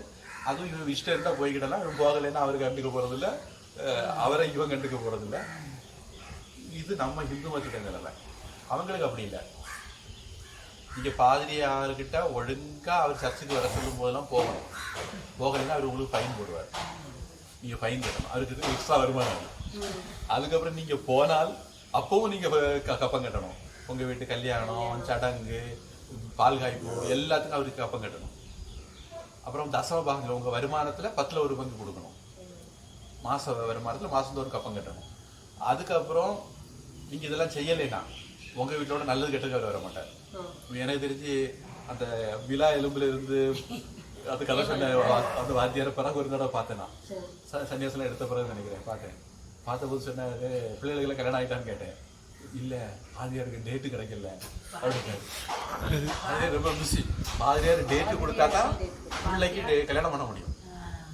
நம்ம ஒரு சாமிகிட்ட போய் கூப்பிட்டு அவர் வரலைன்னா, நீ விளையாட்டு சீப்பு ஒழிச்சு வச்சா கல்யாணம் பிள்ளை கல்யாணம் நடக்கிறது நம்ம நடத்திப்போம். ஆனால் கிறிஸ்தவனுக்கு நினைக்க மாட்டான். அடிப்படையில் கிறிஸ்தவனுக்கு நமக்கு அந்த ஒரு வித்தியாசம். கிறிஸ்தவன் அவனுடைய பாதிரியாரை எதுக்கு எதுவுமே செய்யணும்னு யோசிக்கவே மாட்டான். அது ஒருவேளை ஒருத்தன் செய்தாங்கன்னா வேற எல்லா கிறிஸ்தவனும் அவனை ஒதுக்கிடுவான். பிரேதத்தை புதைக்கிறதுக்கு இடம் கிடைக்கும். ஆமா, அதாவது அந்த செத்த பிறகு இது நடந்திருக்கு. பிரேதத்தை அது வரைக்குள்ள பெண்டிங் எல்லாம் சரி பண்ணினா தான் புதைக்க விடுவாங்க. அது அப்படி நடந்திருக்கு. அதனால ஒரு பாதிரியாருடைய அந்த பவர் அப்படிங்கிறது கிறிஸ்தவ மதத்தில் வேற. அந்த அவங்க சொல்லப்பட்டு தான் கிறிஸ்தவ மதமே ஆடணும், நடக்கணும், அந்த மாதிரி இருக்கும். நம்ம மதத்தை பொறுத்தையும் அப்படி இல்லை. நமக்கு பூஜாரியும் கண்டுக்கிட வேண்டாம், ஊர்த்தலையும் கண்டுக்கிட வேண்டாம், சாமியாரையும் கண்டுக்கிட வேண்டாம். இங்கே எல்லாரும் இந்நாட்டு மன்னர், நான் வச்சுதான் எனக்கு சட்டம் அப்படிங்கிற நம்ம இருக்கோம். நம்மக்கிட்ட அந்த ஒற்றுமை ஒரு கட்டமைப்பு நம்மகிட்ட கிடையாது. அது நம்ம அவங்களோட கம்பேரே பண்ண முடியாது. ஆனால் இது ஒரு விதத்தில் பலகீனமாக தெரிஞ்சாலும் நான் இன்னொரு விதத்தில் பலமாக தான் பார்க்குறேன். இவங்க ஐரோப்பா போனாங்க, அல்லது அந்த ராஜாவை மதம் மாற்றினாங்க, கான்ஸ்டன்டைன் ராஜாவை மதம் மாற்றினாங்க. ஒட்டுமொத்த ஐரோப்பாவும் மாறி போச்சு. ஆப்பிரிக்காவில் போனாங்க, அமெரிக்காவில் போனாங்க. ஊர் தலைவர் மத தலைவரை மாற்றிட்டா, ராஜாவை மாற்றிட்டா எல்லாரும் மாறிடுவாங்க. ஆனால் இந்தியாவில் அந்த பாஷா பறிக்கல. அசோகரமான அவரும் மாறுவார், நானும் மாறணும் அப்படின்வாங்க. எல்லாரும் இந்நாட்டில் பண்ணல. சங்கராச்சாரிய காஞ்சி சங்கராச்சாரியமே மதம் மாற்றினாலும் நம்ம யாரும் மாற போறது. இது நம்ம எல்லாருக்கும் ஒரு இண்டிவிஜுவாலிட்டி இருக்கிறதுனால கிட்டத்தட்ட 2000 அவங்க எனக்கு 2000 வருஷம் கள்ளக்கதாது இருந்தாலும் வச்சுக்கிடுவோம். அவங்க சொல்லி சௌகரியத்தை வச்சுக்கிடுவோம். 2000 வருஷமா இந்தியாவில் அவங்க தகுதி திருத்தம் பண்ணி பார்க்குறாங்க. இன்னமும் இந்தியாவில் அவங்க 2% ஒரு இதாக இருக்காங்க கிறிஸ்தவர். முஸ்லீம்கள் வாழ் எல்லாம் கொண்டு பொண்ணெல்லாம் பார்த்தாங்க. அவங்க கிட்டத்தட்ட ஒரு 200-300 வருஷம் ஆட்சி பண்ணியிருப்பாங்க. அவங்களும் 20% கிட்ட தான் நிற்காங்க, 10%க்கு மேலே இருக்காங்க. அவ்வளோ பேர் தான் அவங்களும் மாற்ற முடியும். மீதி 80% இன்னமும் இந்துவாக தான் இருக்காங்க.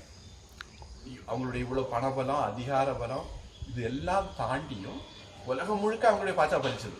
இந்தியாவில் இது வரைக்கும் பறிக்கலை. இதுக்கு காரணம் என்னன்னா, இந்தியாவில் ஒவ்வொருத்தரையும் மதம் மாறும். இவங்க குடும்பத்தில் விசாரிச்சு பாருங்க, குடும்பத்தில் கூட உள்ள மதம் மாறி இருப்பாங்க, இவங்க மாறல.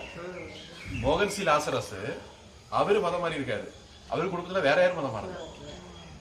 இப்போ அந்த அளவுக்கு குழந்தை இல்லை. அது ஊர்ல உள்ள எல்லாரும் குழந்தை கிடைக்குது ஜெபம் பண்ணிட்டு இருக்காரு. ஆனால் அந்த அளவுக்கு குழந்தை இல்லை. அவங்க அண்ணன் சொன்னாரா, அவரை முதல்ல ஜெபம் பண்ணி குழந்தை வர சொல்லு அப்படின்னு அவங்க அண்ணன் சொன்னாரா. அப்போ அந்த ஒரு குடும்பத்துல ஒரு ஆளை மாத்துறதுனாலயோ, தலைவரை மாத்துறதுனாலயோ, அம்மாவை மாத்துறதுனாலயோ குடும்பத்தை மாற்ற முடியாது. இது இன்னொரு விதத்துல நம்முடைய பலம். நம்ம ஒருத்தருக்கு ஒருத்தர் சொன்னா கேட்க மாட்டோங்கிறது நம்முடைய பலம். ஏன்னா ஒவ்வொருத்தரையும் தனித்தனியா மதம் மாற்றணும். அது பெரிய டாஸ்க். 80 கோடி, 120, 130 கோடி, 130 கோடி தனித்தனியா மதம் மாற்றணும். குடும்பத்துல ஒருத்தரை மாத்தினாலும் குடும்பத்தையே மாற்ற முடியாது. அதாவது ராஜாவை மாத்துறதுனால நாட்டையே மாற்ற முடியாது. அதனால அவங்கள அந்த பாஷை இங்கே பலிக்காம இருக்கு. உலகம் முழுக்க பண்ணிட்டாங்க. அதான் 2000 இயேசு போப் சொன்னாராம், இந்தியாவுக்கு வந்தவங்க ரஷ்யாவில் இலங்கையில் விடல, இந்தியாவில் விட்டாங்க. அப்படி சொன்னாரா, நாம் முதல் 1000ல் ஐரோப்பாவை மாற்றணும், 2வது 1000ல் ஆப்பிரிக்கா அமெரிக்காலாம் மாற்றணும், 3வது 1000ல் இந்தியாவை மாற்றணும் அப்படின்னாராம். 1000 வருஷம் டார்கெட் அவங்களுக்கு இந்தியாவை.